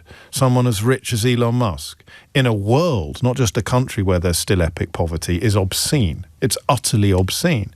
It's utterly and obviously obscene. So what on earth do you do if you're terrified about people waking up to the obscenity of wealth distribution? You've got to inflame racism, and particularly anti-immigrant sentiment. You've got to persuade people that their situation is not the consequence of epic inequality, it's the consequence of immigration. So you put all your cards there, you push all your chips onto that, persuade people that immigrants are the problem. So how do you do that if they're obviously not? Well, you point at somewhere that proves your bogus point. But of course, that place doesn't exist. You certainly couldn't portray London honestly as a place where multiculturalism has failed, or where diversity is a negative, or where a man of faith, a man of the Muslim faith, is the mayor of London and elected 3 times, but is also a tireless champion for the Jewish community, a tireless champion for all faiths, a true believer in diversity, equality and inclusion. And here it is, working in spectacular international technicolor fashion. So you're Elon Musk, Donald Trump or J.D. Vance. What are you going to do? You're going to lie. You're going to say, oh, it's awful there, don't go there, oh, it's awful there. And look, here's some clips from Twitter of something awful happening somewhere that we will say is definitely there. It's awful. It is, I think, that simple. 11:43 is the time. Extraordinary text coming in on this, because you cannot really live here and arrive at any other conclusion. Yes, there's crime. Yes, it's imperfect. Yes, there are problems. Yes, there are going to be terrible, terrible things happening. But in the great scheme of things, as a utilitarian calculation, why would you want to live anywhere else unless you don't like big cities? Because if you like big cities, this is the place to be. Anthony's in Newcastle. Anthony, what have you got? Hello, James. I spoke to you once before about your disabled son, but that's by the by. I was in London August last year. I'd been to somewhere called the Red Hill Dream Cruise down in Red Hill. Yes. That finished about 11 o'clock at night. I drove up through Croydon, crossed Tower Bridge, into the east end of London, because I went to get a bagel from the Brick Lane bagel shop. Oh, yes. So I've seen it online, and I thought to myself, I'm going to go there. So about 1 o'clock in the morning, me and my 15-year-old son arrived. We got with bagels, nothing happened. We stood around talking to all the drunks who come out the pub, and they were they were great lads. We stood around having a conversation. This was in the heart of one of London's most infamous no-go zones, Anthony. Did you realise that you were taking your life in your hands when you went to buy a bagel in Brick Lane? I didn't realise that, no. But the worst of it is, I give a perfect stranger my mobile phone. He took a picture of it, gives it back. It's a car thing, isn't it? The Red Hill Cruise. Yeah, it's a car thing. I went down and I've got a VW Golf, which is, but it's mainly for American cars. But it's a good trip out, you know. Do you and your boy love that kind of thing? Yeah, we do. It's a fair old run, you know. Next time you're in town, look up the Duke of London in my neck of the woods in Brentford, because that's an amazing business. I don't fully understand. They do storage for incredible cars, but on Sundays they have little rallies as well, and people turn up with amazing cars, including the American ones and things like that. And I mean, the big bonus about coming to Brentford to indulge your passion for exciting cars is that you've got a very real chance of bumping into me in Morrison's, mate. All right. What's not to like? It's 11:46. James O'Brien on LBC. It is 11:49, and you are listening to James O'Brien on LBC. Should we do a quick Idiot's Corner? This is, I don't think it's unfair, because you know that I can click on a message and find out previous messages that you've sent to the studio, whether I'm on air or whether someone else is. So listen to this one. Oh yes, if you are a multi-millionaire, I should have checked with Anthony in Newcastle, who took his 15-year-old boy to a car fair in Red Hill and then stopped off for a bagel in Brick Lane on the way home at 1 o'clock in the morning, in the middle of one of the biggest no-go zones in the history of the world. I should have checked with Anthony whether he was a multi-millionaire or not, but I didn't realise I had to, mate. So this is from Danny. If you're a multi-millionaire, London is fantastic, because you don't have to deal with the scumbags that now populate vast swathes of the metropolis, utterly deluded, living in his own self-created media bubble. Such a disgrace. And of course, you can click on these messages and see what people have previously sent to the studio. So that message is signed Danny. Every other message you've sent to LBC, mate, is signed Danny in Bolton. Why would that be, do you think? And it's the first time I've ever heard Brentford described as a self-created media bubble, but I shall pass it on to the other residents, you clown. 10 to 12 is the time. I am told by Eleanor that we may have proof of Mystic Jimmery on the very day that the Mystic Jim jingle was first introduced. Mystic Jim. Because the prediction I made was that we would very soon be encountering simultaneous attempts to claim that Andy Burnham was spending money that he didn't have on his policy announcements, and that Andy Burnham wasn't spending enough money that he, brackets, didn't have on his policy announcements, and I made that prediction at about 10:10 this morning. Bethany Dawson, LBC's deputy political editor, has been at Kemi Badenoch's speech this morning, and I'm sure, Bethany, that you had more important things to do than keep track on Mystic Jimmery, but here we are. So she did this press conference following Andy Burnham's announcement that he would cut rates for pubs, clubs and music venues in England by 20%. And this follows his announcement of reinstating the £2 bus cap and also cutting VAT on energy. And it's safe to say that Conservative leader Kemi Badenoch was not impressed. The first thing that she did suggest, looking at Mystic Jimmery, is that she just cannot afford it. Here's what she said. Government has made nearly everything more expensive, but Andy Burnham's answer is to cap one price and send the bill somewhere else. But somewhere else is always someone else. A taxpayer, a business, a family. Someone will pay, and they will pay in higher taxes. So Kemi Badenoch there suggesting that the only way Andy Burnham can afford these new policies is by increasing taxes. But at the same time, she also said that his plans are not big enough, are not good enough. And here is what she said on that. Cost of living pressures are real, but the problems go way beyond bus fares and VAT on bills. Families are struggling. Young people are worrying about whether they will ever earn enough to buy a home. Some are leaving the country in search of a better future. Businesses are closing.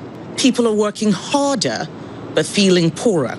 I'm sorry, but going by what he's announced so far, Andy Burnham's ambitions for Britain are too small. So there it is. Day one of Mystic Jim. Mystic Jim. She has accused him of spending money that he hasn't got and simultaneously accused him of not spending enough money. Did you write the speech? I didn't have anything to do with it, although Graham preempted it when he texted me at 11:06 this morning to say, is anyone surprised that Kemi Badenoch doesn't understand what's going on? Bethany, I gave you a slightly premature promotion a moment ago. Poor old Aggie Chambray goes off on maternity leave, and you are our political correspondent here at LBC, and it's a pleasure to have you on board. Your debut on the big show, but I hope not. Just one thing, I don't know, when somebody else says Mystic Jimmery, it makes me feel a bit silly. Does that mean that it is silly and I'm not noticing and I need to hear a grown-up say it before I realise how childish it is? Or is it something... Do you think there's something subtler going on at those? I can say that your Mystic Jimmery today did align with Kemi Badenoch's speech, and you can sort events. you can sort of feel how you think about how you feel about that. I'm going to sit with it. But it was an interesting speech, and she was criticising the Prime Minister on day 4 for not having a plan, similar to what she criticised Keir Starmer for having. We should note that then Morgan McSweeney, his former Chief of Staff, did say that Labour did not have a plan for government. But there is this sort of narrative growing from the Conservatives that they like Andy Burnham. They have said that he seems fun. He seems, you can read between the lines, it seems as though Kemi prefers him to Keir Starmer. But she says that he doesn't have a grip on major issues like defence, like foreign policy, and larger issues of the economy beyond the cost of living. Indeedy. No PMQs, of course, until September now, so she will take these opportunities where she finds them. And just to be clear, she took questions, did she? She took questions. Because Nigel Farage has taken to announcing that he's going to be making statements, but doing it in empty rooms where nobody can ask him anything. We're in a funny state in politics where there is a sort of varying degree of press scrutiny of different politicians. Andy Burnham not yet having held a press conference since becoming indeed MP for Makerfield or Prime Minister. Talking to journalists. Kemi Badenoch continuing to talk to journalists. Nigel Farage himself has not done a press conference. There's a slight... he's got other things to deal with at the moment. But that he has been doing press conferences, or rather other Reform UK politicians have been doing press conferences. So maybe it's a symptom of summer recess, but journalists are sort of finding themselves in different degrees of busyness at the moment. Lucky us. Bethany Dawson, many thanks indeed, LBC's political correspondent, who has been at Kemi Badenoch's speech this morning, rather you than me. And there it is, the first proof, positive, that I am clairvoyant. It's a nice one, that. I mean, we've got a bit too much going on. Nick Abbott, if you are silly enough not to listen to Nick Abbott on this radio station, or indeed to subscribe to Nick Abbott, which you can do now, a new development in the LBC Armoury. You can subscribe to Nick Abbott, get exclusive content, get everything that he does delivered ad-free directly to your ears. All of the... Nick's the king of clip. Nick presses buttons and magic happens. Keith and Mia, we're just like enthusiastic amateurs, aren't we? Or we're like a Nick Abbott tribute act. London. See? Shaquille is in Bexley. Shaquille, back to the capital. In fact, let's give Keith a little run. Let's return the conversation now to London. Hey, James, you all right? Yeah, you didn't press the button then, Shaquille. What's on your mind? Nothing. What do you mean, nothing? It's a phone-in show. You can't ring in and say nothing. Sorry. Let me retake that. So I have actually never called in before, but I called in today to your show because I just wanted to say thank you. What for? As a British Londoner Muslim, from what I've heard over the years and what I'm hearing today, the way you speak about Muslims and London in general is so important. Well, there's a racist in Bolton who would disagree with you, but I'll take your I'll take your gratitude very graciously. Where do you think it comes from? Why do you think people are putting so much effort into pretending that our hometown is some sort of dystopian hellhole? It's either coming from people that have never been here, or it's coming from people that want to divide us into us and them. I mean, you know, I've lived in London my entire life. I've studied in central London. I have family in east, in north, and west, and I can honestly say these things that they're putting online about London being run by Muslims or being, you know, a hellhole or anything like that, London is so far from that. Like, you know, I feel like a lot of it's down to the fact that Sadiq Khan is a mayor as well. I feel like ever since he came into the office as London mayor, I feel like there's been an upturn of far-right people just dragging the name and dragging Muslims through the mud simply because of propaganda that's being spewed by people such as Nigel Farage, Tommy Robinson, Layla Cunningham and the likes. And I feel like people with voices like yourselves are so important and do so much for not just me as a Muslim, but even my family and friends that I know. The fact that we know that there are people that are giving the right message and the actual truth of London and Muslims to the people out there, rather than just propaganda coming from the other side about. And it shouldn't be. I mean, to be fair, as I say, thank you. I'll take your gratitude to heart. But and I think Layla Cunningham herself is actually a Muslim, so I don't know that she deserves to be fully put in that category. I don't know enough about her actually to know what she has contributed to the elements of the conversation that you just described, but it shouldn't be rare because, as we have been discussing for the course of the last hour, all of the facts completely dismantle the dystopian narrative that is being punted by some of the people that you mentioned, and I suppose most obviously by Elon Musk, which is just weird. But one thing that nobody can argue with is that if you're the richest man in the world, then your propaganda can reach parts that other propagandists can only dream of reaching. Speaking of things that can reach parts that other things can only dream of reaching, it's Mystery Hour next, your weekly opportunity to achieve exactly that, the sort of satisfaction not ordinarily available anywhere else on your radio. And if you don't know what it is, I should probably warn you, it's a little bit different from all the other stuff we do. James O'Brien on LBC. 3 minutes after 12 is the time you're listening to... Well, he just told you, didn't he? James O'Brien on LBC. Let's do Mystery Hour from the start this month. Let's presume there are people listening who've got no idea what it is, and set it up properly in the good old-fashioned way, like what I used to do. Mystery Hour is your weekly opportunity to achieve the sort of satisfaction not available anywhere else on your radio. The mad thing is, I was talking to my sort of capo de capi yesterday. I was sitting down with the people at the very, very top of the global radio tree, and it is extraordinary to me that Mystery Hour is held in such affection, right up and down the business, let alone the listenership, the audience, you and me and my colleagues. I don't know why, because it is on paper ridiculous.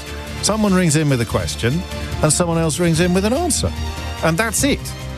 And yet somehow, as you're about to discover if you haven't heard it before, magic happens in between those two positions. And I mean, you can't analyse this stuff, can you? It's like alchemy. It's like magic. You don't want to over-analyse it, otherwise you'd lose sight of it. But that is it, if you're new to it. That is the the principle. That is the modus operandi. And there are no real rules about what you can and can't ask. We used to have an antipathy towards motoring-based questions, but as with most things on this programme, we kind of oscillated between forgetting it and not being bothered to implement it. We don't like repetition, but to be fair, we've been doing it for so long now that it's almost impossible to get through an entire Mystery Hour without including questions that have been asked and quite possibly answered before. More than once, actually. There is an archive, by the way, Global Player, where you can listen to old Mystery Hours to your heart's content, particularly at this time of year. Particularly helpful, I'm told, when you've got the kids in the car and you're on long journeys. I know everybody's got their own devices these days and everyone's plugged into their earphones and what have you, but if you did want to have a communal listen on a long car journey, then Mystery Hour is lovely, actually, because everyone can join in. And then at the end of it, you can all buy each other a game. Because there is now a game. You can find out more about the game at mysteryhour.co.uk. And indeed, you can win a game. There are 2 games. There's a big old board game and there's a travel edition that's in a tin. You can win that. By providing my favourite contribution of the week. And that is it. That's the rule. It's just my favourite. Full terms and conditions, because it is ostensibly a proper grown-up radio competition, can be found at lbc.co.uk. So, very loose and poorly implemented rules about repetition and motoring. Other than that, anything that's got you puzzled. I mean, don't be silly. Don't be silly. Don't send me messages pretending that you understand London when you live in Bolton. But don't be silly in terms of asking questions that clearly don't have answers. You must have faith and reasons to have faith, because you've got to have faith, in the existence of an answer. So I won't give you examples because then some joker will ring in and ask it. And there's no room for mystic jimmery during this feature. It is facts and evidence only. No clairvoyance, no predictions, none of that malarkey. Not a great amount of opportunity for Keith to press his little buttons either. I think that's it. I think that's probably it. The rules for providing answers, you're not allowed to look anything up. God, I haven't done that rule for a long time. I think people work that out for themselves. It'd be a fairly ridiculous radio feature if you were allowed to look things up. So I'd just say, someone rings in and says, what, da-da-da-da-da-da, and then 1.5 million people Google it and take it in turns to ring in and read out the answer. So if I suspect for a minute that you're reading out your answer, you will not only be cut off immediately, you'll be banned from tuning into Mystery Hour for the rest of your life. Actually, for the rest of your life. There may be some early release. I haven't decided yet. We're having a review. But you will be banned in the first instance for the rest of your life.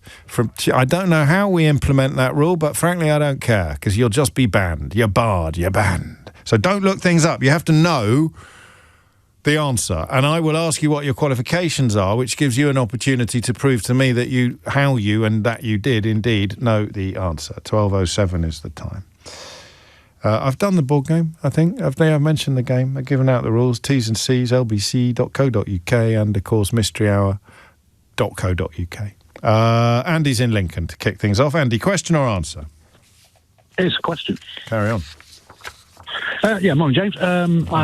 It's a strange one. Story is, I used to have a friend called Clive. Every time I gave him a peppermint at work, he started sneezing. And then my wife, I found out when she has a peppermint, she starts sneezing, and it got me think, well, we've had this game every time she does it in the car, I call her a weirdo, but that's another thing. Is it because it peppermint makes people sneeze? Well, it makes my wife sneeze. And Clive. Joke over the last 20 years. Not just your wife. And Clive as well. Yeah. And I got thinking, is it like the Beano where they throw pepper out and everybody sneezes like sliding on a banana? So is a peppermint called a peppermint because it makes people sneeze like what pepper does? Yeah, like in comics and stuff like that. I like this. As opposed to anything else, yeah. Why would it be? Why else would it be called a peppermint? Yeah, well, I've looked at different mints and they all look the same sort of shape, so I don't know if there's anything to do with it, but yeah. That's the essence. So, I mean, really, why is a peppermint called a peppermint? And if the answer turns out to be that it makes you sneeze like pepper does, then everybody's happy. Well, it doesn't make me sneeze. It's only weirdos like my wife. So. You can't keep calling her a weirdo. I thought you were on holiday. She should be having a nice old time at the moment. She's having a lovely time lying down. I'm just looking at Mount Vesuvius at the minute. Are you really? I literally, yeah. It's that's not a figure of speech. You're in Pompeii, no. so I love people who ring Mystery Hour from their holidays. It speaks to the kind of bond that I was trying to describe at the beginning of this introduction. It's just so. I mean, have you done the thing? Have you seen all the sort of bodies preserved and all that malarkey? No, we're going to do that tomorrow. Are you? It nearly killed us going around Herculaneum because it's about 1 million degrees here. Yeah, it's tricky. I mean, I've been everywhere and it's hot, but oh god, it's hot here. So yeah, well, not as hot as it would be if the volcano erupted, eh? Well, it'll be all over quickly. That'll be done. But, yeah. I thought that dad joke deserved more, but he came back with another dad joke. Boom! Thank you, Andy. Why is a peppermint called a peppermint? And has it got anything to do with pepper? Jonathan's in Grantham. Jonathan, question or answer? It's a question. Carry on. I'm a football supporter, and a few years ago, my team got relegated to the National League, so we got to go to some places we haven't been to. Are they still before. Are you still in the National League? No, we only went down for one season. We got promoted straight back up. Bad luck, because it means you won't be coming to Kidderminster this season. No, but I think we've taken your best player because I support Grimsby Town. Oh, you cheeky beggar, honestly. Well, I don't know if he's the best, but that is a cracking signing for you. He'll do a job for you. I'll tell you that for nothing. I think he sounded like the Kidderminster Cafu from what I've read from Kidderminster supporters. Yeah, well, we'll miss him certainly, but I'm sure that we'll find someone to fill the gap. Go on. What's the National League based question? Well, I went to Boreham Wood away. Oh yeah. And I've been there before. The last time was in the National League, but I never noticed before that Boreham Wood, the town, is one word, 11 letters. Boreham Wood, the club, is Boreham space Wood. And I just wondered why that is. I like the question. And of course, given that we're currently extolling the virtues of London, it's nice to have a question that comes very much from the bigger city of London. London? And the reason I don't think Boreham Wood's in London, is it? No, bigger, sort of. I mean, Elstree and Boreham Wood, I think of it as big in London. London? Well, it's Zone 6, it's London. London? Yeah. I'm laughing because we've done this before and we did it relatively recently. I'm not expecting anybody else to remember or to have noticed. But I said at the top that we do some questions, the repetition rule has fallen apart over the years. But you'd have thought that a question like that might have jogged a few memories in the production office before it got through to air, wouldn't you? We've done the Boreham Wood question quite recently. Maybe, I'll tell you something, Jonathan. I think it sticks in our head because of the football, Boreham Wood. I think for most people it could have been any town, but for some reason Boreham Wood always sort of jumps out of the table, doesn't it? Always jumps out of the fixtures and out of the results. It's Boreham Wood. I can't remember what the answer is. I think. Well, is the club 2 words and the town is 1 word? Yeah, the town's 1 word. Right, I know the answer to this. I don't know why, so there might be room for. It used to be the town was 2 words, and they just smushed them together at some point in the last 50 years, and the football club never changed. Yeah, well, I sort of guessed that. Yeah, you would have done. I was more angling at why. Why did the town smush the 2 together? And I did have a sort of an idea in my head, but it's just an idea. Go on, what's your idea? Well, the railway station is Elstree and Boreham Wood. Yeah. And the railway station is probably getting on for 180 years old now and wasn't called Elstree and Boreham Wood. So did the railway station getting renamed Elstree and Boreham Wood make them change the name of the town to Boreham Wood and then leave the football? Did that, because the railway station had the name, did that sort of... Well, we'll find out. I mean, you want a more detailed answer than I've been able to provide. 13 minutes after 12 is the time. It has definitely been asked before, but that's not... And it's not a football question, Gareth, you silly man. It's a nomenclature question. It's a word question. It's a verbal question. It's a lovely question with a little side order of... not even non-league football, because Grimsby Town are in the Football League. If you see him, Jonathan, give my regards to Joe, won't you? I will do, yeah. And he'll say, sorry, who? Never heard of him. But never mind, it's the thought that counts. 12:14 is the time. Matthew's in Lewisham. Matthew, question or answer? It's a question, James. Carry on, Matthew. Me and my partner were driving in the street the other day, and we saw a hedgehog sign, and we were wondering sort of how many hedgehogs had to cross the road before they get a sign. I understand, like, school signs and stuff. Obviously, there's schools nearby, but how many hedgehogs and sort of how do they apply? I mean, they are proper signs. They've got like red borders on them and things. Yeah. So danger hedgehogs crossing. Exactly.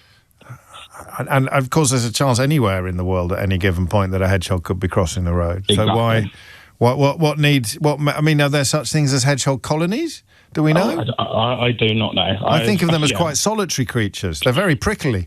Yeah, I understand that you're supposed to leave a fence in a hole in your garden fence to let them cross there. Yeah, and stuff, but yeah. Roads, I guess they just cross wherever they want. So what do you have to do to get a hedgehog crossing sign?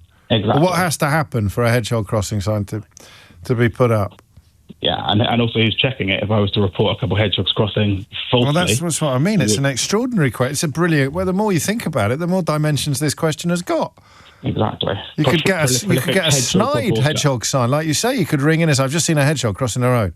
And then get put on a different voice and go, I've just seen a hedgehog crossing the road, so I have. That's my sign there. I put that one up. And that's me. That's my work, that is. Let's move on. What else can we get? Maybe, I'll tell you what, I don't know, I get one of those ones where there's a motorbike flying over a car. What do you have to ring in to report there? Evil Knievel? You're on the list, Matthew. What do you have to do? I love that question. Boreham Wood, peppermints and hedgehogs. It's 12:15. James O'Brien on LBC. 17 is the time. Why are peppermints called pepper mints? Why is Boreham Wood 2 words in the football team, but 1 word with the town? And what do you have to do to get a designated sign on the road? What has to happen for a designated hedgehogs crossing sign? They're a relatively recent phenomenon, I think, but they definitely exist, and it's a superb question. It might have quite a morbid answer, now I come to think of it, but, you know, mystery hour does not balk at anything. We will bravely pursue the truth regardless of the dangers. David is in Leamington Spa. David, question or answer? Hello, James. Hello, David. Right. Sitting in the garden one of these balmy evenings, and the moon is moving across the sky, and I think it's growing evening by evening. We'll have a full moon towards the end of the week. Yeah. My question is it possible to gain any solar energy from the moon because it's reflecting the light of the sun?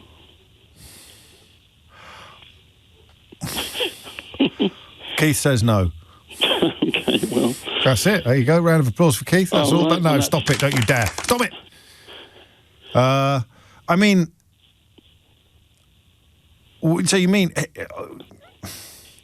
so it is definitely, I mean, the reason we can see the moon, as any fool know, is because sunlight is reaching it. Mm-hmm. And therefore bouncing, because how's it going to trap? No, it's much nearer. I realise it would be obviously very, very little. But you're asking if there's a measurable. Should we say measurable? Yes, okay. Because it's going to be probably a technically yes, but we need to know for sure because you can actually measure it. What would you use? And what do we mean by solar energy? Do we mean light or heat? We mean heat, don't we? No, light, I think. Do we? Well, your solar panels don't work on light, do they? Or do they? I don't know much about solar panels, David. I've got to be honest with you. I shouldn't have made that sweeping statement then, but they do seem to be more popular in hot countries, don't they? Not light countries. Well, that's just because the sky's clear, isn't it, most of the time? I don't know. Nor do I. That makes 3 of us. By the way, James, my wife thinks you walk on water. Oh, I'm sorry. I promised I would say that. Oh, that's lovely. What's your amazing wife's name? Gloria. Well, Gloria, what a wonderful name. That's perfect. Someone should write a song for her. And she's clearly got impeccable taste in men. She's an ageing black lady who's got the hots for you. That's all I can. I won't go any further than that. No, I don't think you should, frankly. Not before the watershed. But please give my love to Gloria. It's all right. a wonderful thing. Thank you, David. Great talking to you. Thank you very much. My pleasure entirely. It's a lovely show today. It's too much love on the programme. It'll never catch on. The moon. Does the moon emit any solar energy as a consequence of the sunlight bouncing off the moon? And it has to be measurable. And then the hedgehogs, the peppermint, and the Boreham Wood. Mark's in Wimbledon. Questions like that, as soon as I speak, I make an idiot of myself. And that's good in a way, because there are occasions, I'm told, I never really pick up on them myself, where apparently I can come across and you might want to sit down for this. Apparently, I can sometimes come across as a bit of a know-it-all. Thank you, Keith. And that's why, in many ways, it's a good thing, both for the general health of the programme and for my own ego, when we stumble into subjects about which I know absolutely nothing. The trick, of course, is to admit it, because it's when you pretend that you know things and you don't that you end up getting into trouble. It is, not mentioning any names. It's 21 minutes after 12. Mark's in Wimbledon. Mark, question or answer? It's a question, James. Carry on. I was playing Red Dead Redemption 2 the other night. It's a good old game, isn't it? It is. Lots of horse riding, as I'm sure you know. There is indeed lots of horse riding. And as I was galloping through the virtual fields and meadows, every so often I'd come round a bend and smash into another horse and die. And it got me thinking, I was riding on the left, which in the UK would be the equivalent of driving on the left, and the horses always seem to be on that other side. And that got me thinking, back in the day, did we have horse rules for which side you rode on, and do they translate perhaps to today's driving side? And have I just snuck in a motoring question? No, I mean, I love the idea that it's a motoring question, but I'm just wondering whether we had 2 lanes at all in those days, or whether you'd have to pull over if there was a carriage coming towards you. But then you sort of move into the realms of proliferation, don't you? And eventually, particularly on the streets of London with hansom cabs and all the rest of it, you would have had a lot of vehicles on the road, and therefore there'd have had to have been a kind of right of way. So really, did because you're only really allowed one question, but were there rules for which side of the road you should be on before there were cars? Exactly that. I love that question. I know that, I mean, the thing about which side you go on, I don't know if this is an urban myth or not, but it was a very early mystery. You know the bit about swords? Do you know that? Strength of hand. But also the sword was dangling on one side, so if you were crossing on a horse, you wouldn't want to clash swords, so you'd go on the left-hand side and your sword would be on your left hip. To pull out, Yeah. So that might be part of the answer, actually. If it was horses even before it was carriages. So in the days of horses or carriages, did we have a... highway code, as it were. Yeah, highway code, as it were. What a lovely answer. Question even. Have you played the Bond game? Have you played the new James Bond game? I've played a little bit. Have you not got good, it? Isn't it? No, I'm in the industry, so I get bombarded with games, so it's time, James. It is time, isn't it? And when you love something, you get when you love something, it can take up... How old are your kids, if you don't mind me asking? Between 14 and 20. Oh, okay. So you're still kind of on duty, because mine now are both finished but beyond A-levels, and I just caught myself the other day. You know, the thing comes up when you're on the title screen. I just put 50 hours in on the Bond game without even noticing. It's like being 16 again. It's just 2 days with your kids, James. I know it is. I mean, I do days, because when I was... Right, well, crikey, how old is the oldest now? She's 20. So about 20 years ago, I was like you. I was writing video game reviews for the Daily Mail, and I got sent absolutely everything as well, like every game under the sun. But it coincided in an incredibly cruel twist of fate. It coincided with the first period of my life that I just didn't have hours to spare to play video games. So it petered out, but I'm back now, and I'm back with a vengeance, and that Bond game is absolutely brilliant, as you know. Thank you, Mark. That's a lovely question. Sarah is in Hackney. Sarah, question or answer? Question. Carry on. Okay. Some US voters register as Republicans. Some register as Democrat. It means they can vote in primaries. But why do people register as independents? What is the benefit to them? Can they not vote for independents in primaries? No, of course they can't, because there's only one candidate, isn't there? Thank you. Yeah, all right, sorry. I'm just thinking out loud, Sarah. I'm thinking out loud. Sorry. Are we 100% sure that you can register as an independent? Yes. Because I was going to say, well, it means you don't get badgered by the Democrats or the Republicans, but in a way you're more likely to get badgered by the Democrats and the Republicans if you've registered if independent means undecided, or if it means something else in the context of American politics. Why would you, why do you, why can you register as an independent voter in the United States electoral system? That's my question, yes. What's the benefit that they get? Why do they do it? Yeah, I love it. It's a great question. I've never understood it, and I've researched it, and I can't find the answer. Oh, and neither can your researcher. Well, that's a little bit worrying, but someone might know. Let's see what we can do with it. Thank you. I like that, Sarah. The independence, and of course the one I haven't written down here. Hedgehogs, Boreham Wood, peppermints, independence in the USA, the sun and the moon. It's because I got too distracted by it. It's the horse and cart. I was too busy reminiscing about video games. What was his name? Was it David?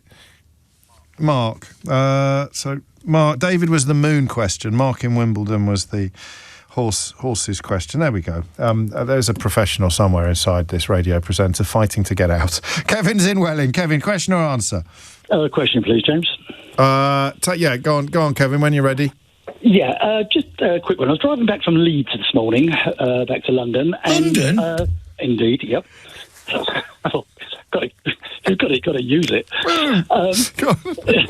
Indeed, and I come across the M621. Oh, yeah. Now, this is a pure motoring question. Who did help put you through? It's about numbers. It's not about bloody numbers, mate. It's about roads. Language, please. Sorry to children listening as well. It's almost the holidays. So basically, and I'm probably wrong, but I'm going to take a stab in the dark that there's not another 620 motorways in the UK. Yeah, but this is a pure motor.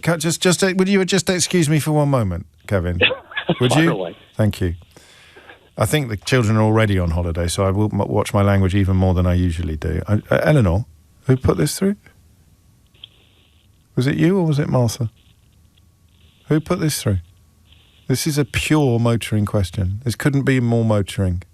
Even if it was a question about how many miles to the gallon can you get in a 1.6 litre Ford Fiesta, it would not be... It's more about nomenclature. Yes. I don't think it is. But go on then. So, I mean, is it not fairly obvious? Is it not going to be... Is it not an adjunct of the M62? Really? I mean, I don't know. It's a motoring question. I don't do motoring questions. Oh, neither do I. And that's why I'm asking about the numbering system. Otherwise, I'd know. So we know that there aren't 620 motorways. So why is there an M621? This is why I don't do motoring questions. Exactly. So why is it? Why has someone in infinite wisdom decided to skip at least 200 motorways? I hate you. I actually hate you because I'm going to give myself a round of applause for this. It is definitely a branch of the M62. Is that definitive, though, James? It's definitive, yeah. How so? What is your background? Motoring expert.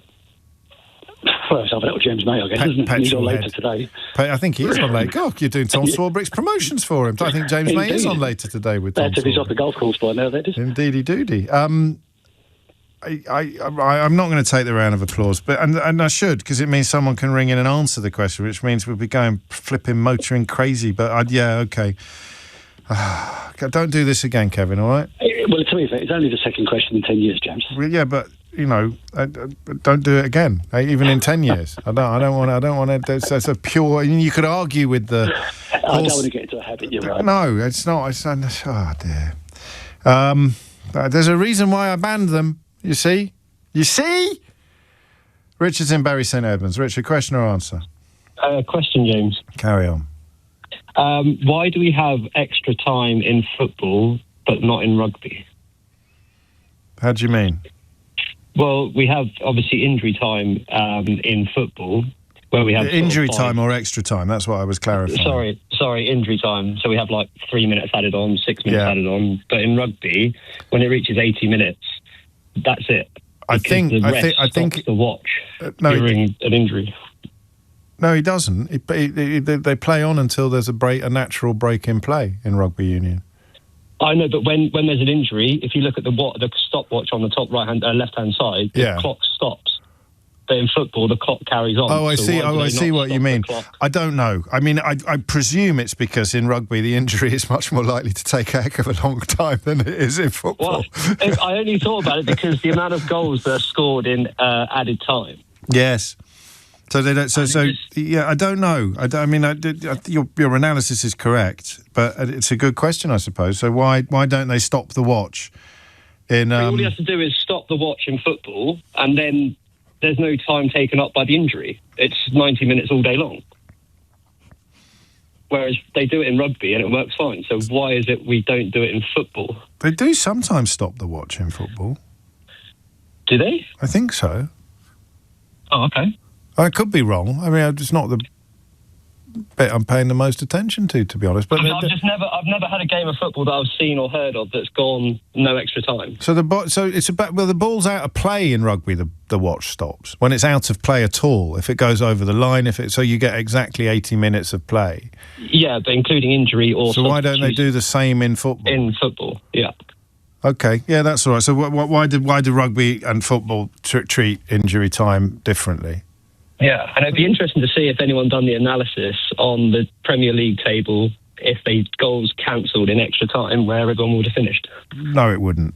It would. No, definitely. No, it wouldn't. It would not be remotely interesting. Seriously, it'd be up there with questions about the M621. That's how interesting it would be. The amount that they. Oh, get knotted. It's 12:31. You're listening to James. Amelia Cox has your headlines. James O'Brien on LBC. Just in case you thought I was exaggerating when I was talking about how important it is to acknowledge things you know nothing about, I just had a crack at talking about the stopwatches in football and in rugby there a moment ago, and judging by my inbox, got absolutely everything wrong, which of course leaves the field open for you to step up and provide a definitive answer to that question. Other questions still waiting for answers. It's all of them, really. Why are peppermints called peppermints? Has it got anything to do with pepper? Why is Boreham Wood the football team? 2 words, when Boreham Wood the town is now 1. Hedgehogs. How do you get a hedgehog crossing designated road sign? What needs to happen? Sounds like the first line of a joke. Can you get any solar energy from the moon, from the sunlight that is being reflected onto the moon? Why do some American voters register as independents?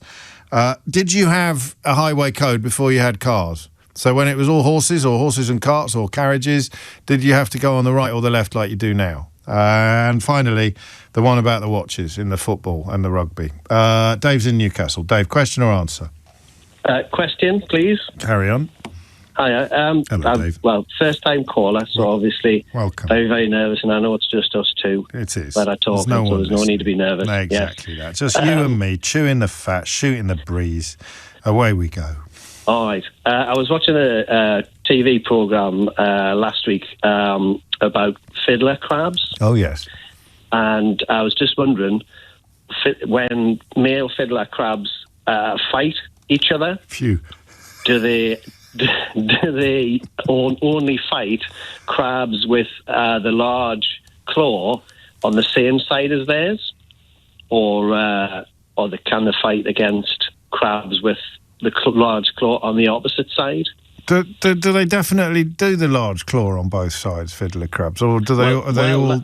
That was kind of a second question. Right. Are they all right-handed with the large claw on the right hand, or do you get fiddler crabs with the large claw on the opposite side? Because if that happens, then it's just the large claw kind of bashing up against the other large claw. Do they fight a lot? I didn't see this documentary. Yeah. Do they fight a lot, the fiddlers? They should really be called fighting crabs. Well, yes. Why are they called fiddler crabs? Because they look like violinists? Possibly. I think it is. I'm just looking at a picture of one now. I bet it is, you know. Yeah. But in all of the kind of the fight scenes on the documentary, they were all up against crabs with the large claw on the same side. They're all well. I'm looking at kind of. I've got left-handed and right-handed ones up on the screen, but they you never know what the photograph could have been reversed, couldn't it? You don't. Yeah. So what's the question? Do they only fight? The question is, does a right-handed fiddler crab only fight against another right-handed fiddler crab? No, of course not. No? Well, I mean, what are they fighting about, Dave? Probably women. Yeah, exactly. Mating rights or something like that. Exactly. But if the claws are on the same side as they oppose each other, all they're going to do is kind of bump the claw against the opponent. It's like playing, do you remember thumbsies? Do you remember playing thumbsies at school? Yeah. It's like that. So you might think that you're going to be nipping around the side and trying to slide around the back and trying to slide, it's all... It's. But would you play if you're right-handed, would you play thumbsies against somebody who's using their left hand? Because it wouldn't work properly. Oh, yeah, all right. That analogy didn't... No. That means my analogy was bad. It doesn't mean you're clever. It was just a bad analogy. No, I know I'm not clever. You are very clever. But I just can't conceive of the evolutionary world in which if you were a left-handed fiddler crab, you're going to be safe from right-handed fiddler crabs. And they're not going to fight you for mates or territory or food. You maintain a balance between left and right-handed. But it's infeasible. It's implausible that you just be, I'm going to kill you. I'm going to kill you. Oh no, I'm not. It's all right. You're left-handed. You carry on there. And then you walk away, and then you're all right. Yeah. It could be some genetic mutation to ensure the survival of left-handed fiddler crabs. I mean, technically, it could, Dave. It could. Yeah. Technically, but I don't think it is, mate. Well, maybe not. So do they all have the big claw on the same side? And if not, do they only ever fight the crabs who do have it on the same side as them? Yeah. Flipping heck, mate. They didn't cover this in the documentary. No, they didn't.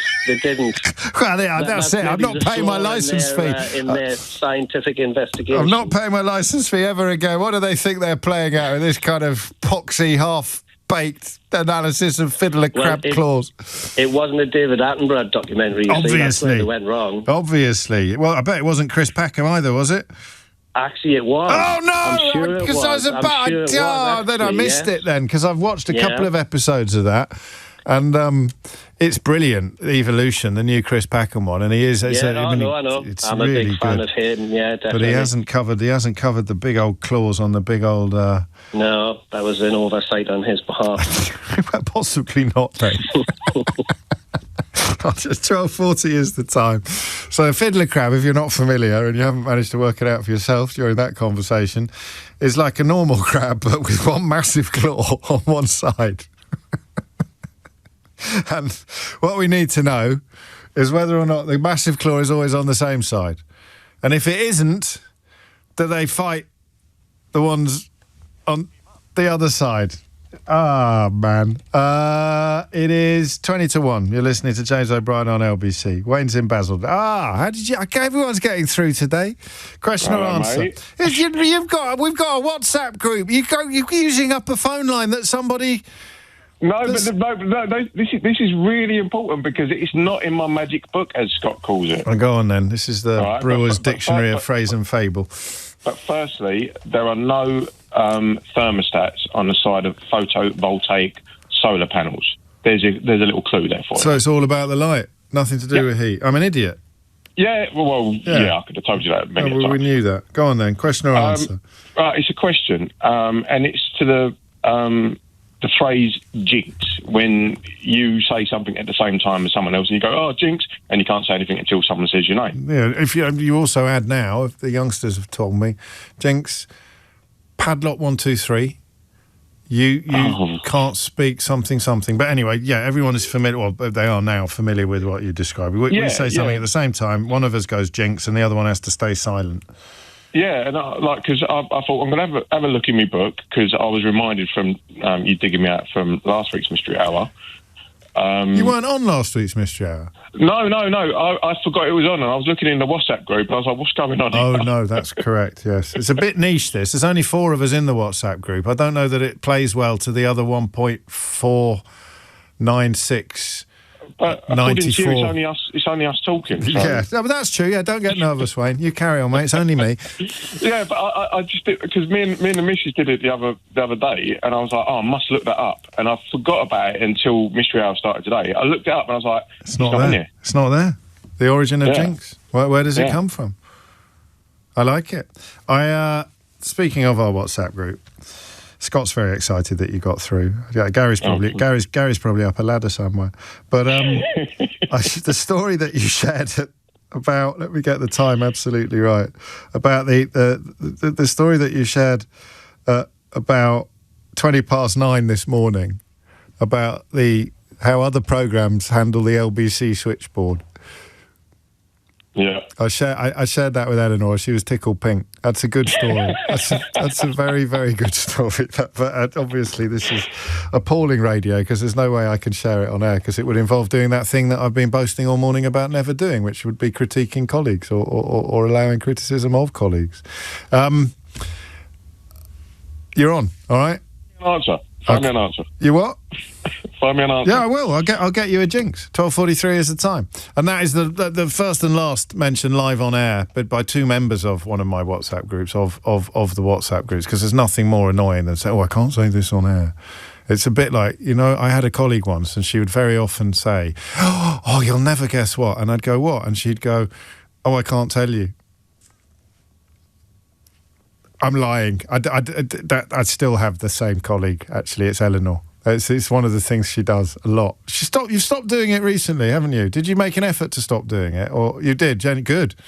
Nothing more annoying. Oh, you'll never guess what happened to Keith yesterday. What happened to Keith? I can't tell you. What do you mean you can't tell me? That's a stupid conversational gambit.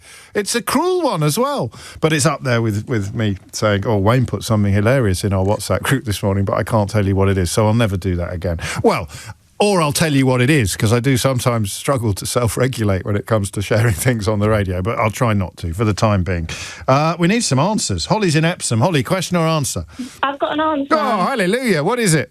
It's for Boreham Wood. Carry on. So the answer is, when it was formed in 1948, the club, yes, the town's name was 2 words. Yes. And then it was changed to 1, but the football club took the decision just to keep the name as 2 words. Why did they change it to 1? Do we know? We don't know, apart from the fact that it just looked neater rather than one long word. So there could be discussion. Yeah, I mean, this is... What was the name of the fellow that asked the question? Jonathan thought maybe it had something to do with when they put the sign up at the railway station, Elstree and Boreham Wood. They just... Because Elstree and Boreham Wood would look weird. You'd wonder whether there was a comma missing or another and missing or something like that, so they made it all one word. Yeah, and then, we get the questions all the time. Do you? Yeah. Well, that means I have to ask you what your qualifications are. So my granddad, Peter Smith, is the club president. How long has he been the club president? For 2 years, and his first job was press secretary in 1966. So he's Boreham Wood, born and bred. Yeah, he isn't he? He's got it running through his veins, Boreham Wood. Yeah. I'm going to have to consult with Keith. So your granddad, how many grandchildren has Granddad Peter got? He's got 2. 10. Oh, that's quite... 2. Oh, 2. Oh, that's okay. So it's a question about Boreham Wood. And the answer has been provided by one of the current president's 2 grandchildren. He's only got 2 grandchildren. I'm going to do a quick hands up on... Does that get a radiator? It does get a radiator, doesn't it? Wait. Well, hang on. No, let's not... Why couldn't he ring in himself? He just couldn't get on the phone. A club like Boreham Wood, he's probably putting out the lines, isn't he, for the first match of the season? This is a not down at... Wembley was great, though. Yeah, all right, don't rub it in. So Meadow Park, isn't it? Meadow Park, Boreham Wood. Yeah. I think we're coming to see you this season, aren't we, Kidderminster? We'll be playing in the same league, aren't we? Aren't we playing? Yeah, in the National League, we will. Yeah, well, excellent. I expect the full prawn sandwich treatment now, because I'm giving you one of these. I'm Ray Liotta, and you're listening to James O'Brien on LBC. If you build it, they will come. There it is. I mean, to be fair to Jonathan, he could ring in next week and say, "Yeah, I know, but why did they mush the 2 together when the town was 2 words and then became 1?" But that's a lovely answer with a perfect provenance. James O'Brien on LBC. It is 12:49, and you are listening to James O'Brien on LBC, where Mystery Hour continues. Robert's in Yeovil. Robert, question or answer? I have an answer for you, sir. Carry on, sir. The independent voter thing. Yeah. There's no specific advantage to it. What you are doing is you are telling both parties that you are not completely aligned with the platform that they're running on. Doesn't that make general rule? But doesn't that make them both more likely to pester you? To a point, yes, but what it means is you can only be pestered at certain times anyway. Oh, I didn't know that. And You can only, and the other thing is that when you get into the voting booth, you can vote for whoever you want, regardless. Of course you can, and I suppose you register in order to send a message to your own people that there's no point wasting time knocking on this door because you've already got our vote or you've already definitely not got it. Whereas if you're an independent, you're saying, "Come and show me what you got, guys." Yeah, basically, stand up. Let me see what you got, because you're voting for the person, not the party, which. That is a weird concept over here that I realize, but there's a lot of people who have pulled themselves out of that entire complex and said, I'm not saying I'm a Tory or a Lib Dem or a Labour Party. I'm saying that I am a person who is going to look at who you are, what you stand for. Okay, fine, I will vote for you because of that. Okay, I get it. Qualifications? I'm a 51-year-old American. That'll do. I've voted in every election that I have been registered for. Are those? So when I read about a swing state, yep. How are they calculated according to registered voters, or are they calculated by another metric? They're a bit of both, really. They're calculated by independent voters, but swing states are one. So if, for example, a Democrat will never win in Texas, sure, right? But if you're in a swing state, they are more likely to look at the platform you're presenting rather than just being, I'm blindly voting for this party. So they've just got more open-minded people, in a sense. Yeah, basically. Okay, that's pretty cool. To a point. I mean, there is, obviously that's a delicate term in the sense of there's always going to be some who will 100% vote one way, 100% vote the other, and they have done since the dawn of time. But then there's enough people in there who will just say, right, forget that. I'm going to look at the people, look at what they stand for personally, what do they're presenting, and choose them instead. Love it. That's a lovely answer. Thank you, Robert. Have a round of applause. Thank you very much. Oh, thank you very much. 12:52 is the time. Callum's in Wantage. Callum, question or answer? It's an answer, please, James. Carry on, Callum. It's an answer to the questions about the side of the road and horses, highway acts and such like. I think you probably hit the nail on the head with why it was the left side of the road. It was probably where they were carrying swords whilst riding a horse. It might be apocryphal, that, but do we know that there was a designated side? That bit makes sense. Yeah. What we do know is that there were things like the Turnpike Acts, highway and byway laws and things like that, which would have governed the use of public highways. At least there would still have been private highways throughout the country.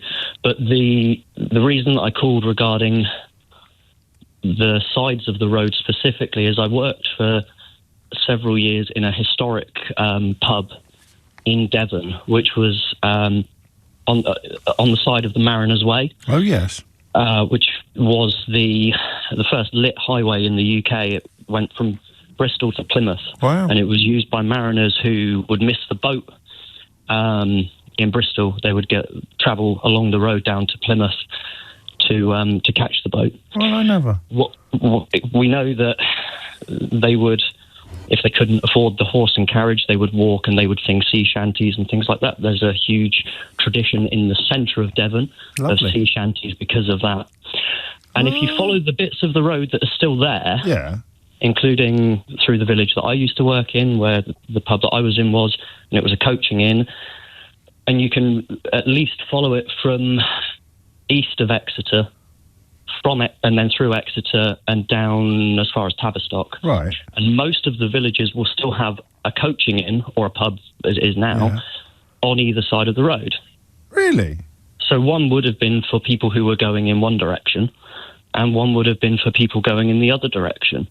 I don't imagine that the tavern or the coaching inn owners would be too upset about someone going into the pub over the road if you can guarantee that they're coming back.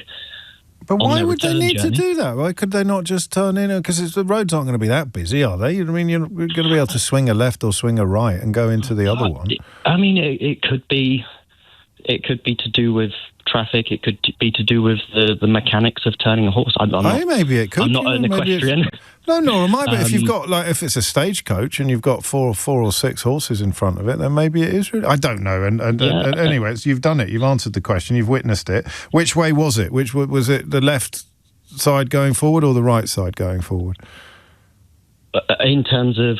Well, judging whether which side of the road would the carriages have been on, the same that we're on now, they would have been on the left. I would think so because of, like you said, with the sword thing and things like that, and the fact that we still drive on the left, it would make sense. I think so. That we probably But it was on. designated. I like that. Qualifications? You've kind of told us, but put it in a sentence. Bit of a history nerd and used to work in a historic pub on the Mariners Way. Bingo. Round of applause for Callum. Lovely stuff. No, thank you very much. Stephen's in Manchester. Stephen, qualifications? I beg your pardon. Question. I got that was a bit early, wasn't it? Question or answer? It's an answer, but it's nice to have a caller from press, which is not Councillor Allen, I suppose. Everyone's a producer these days. Go on then. It's an answer to the rugby football time, injury time. I can only speak for one code, particularly rugby, which is rugby league, because I do have a season ticket holder at a Super League club, so I attend matches most weeks. There's an independent timekeeper in rugby league, so the referee stops the watch, signals for him to stop the watch at every single stoppage. So there's a captain's challenge, a scrum, of course, kick. Because there's so many stoppages. Yeah. So it's more and more stop-start. In football, the referee is the arbiter of the time. When I was refereeing back in the day, 20-odd years ago now, I used to have two watches. I did stop one when I was having a chat to a player or a substitution or whatever. When that bleeps, that gives you your injury time because your other watch has been running. You can see it's 3 minutes over, 5 minutes over, whatever, under, sort of say, and that's your injury time.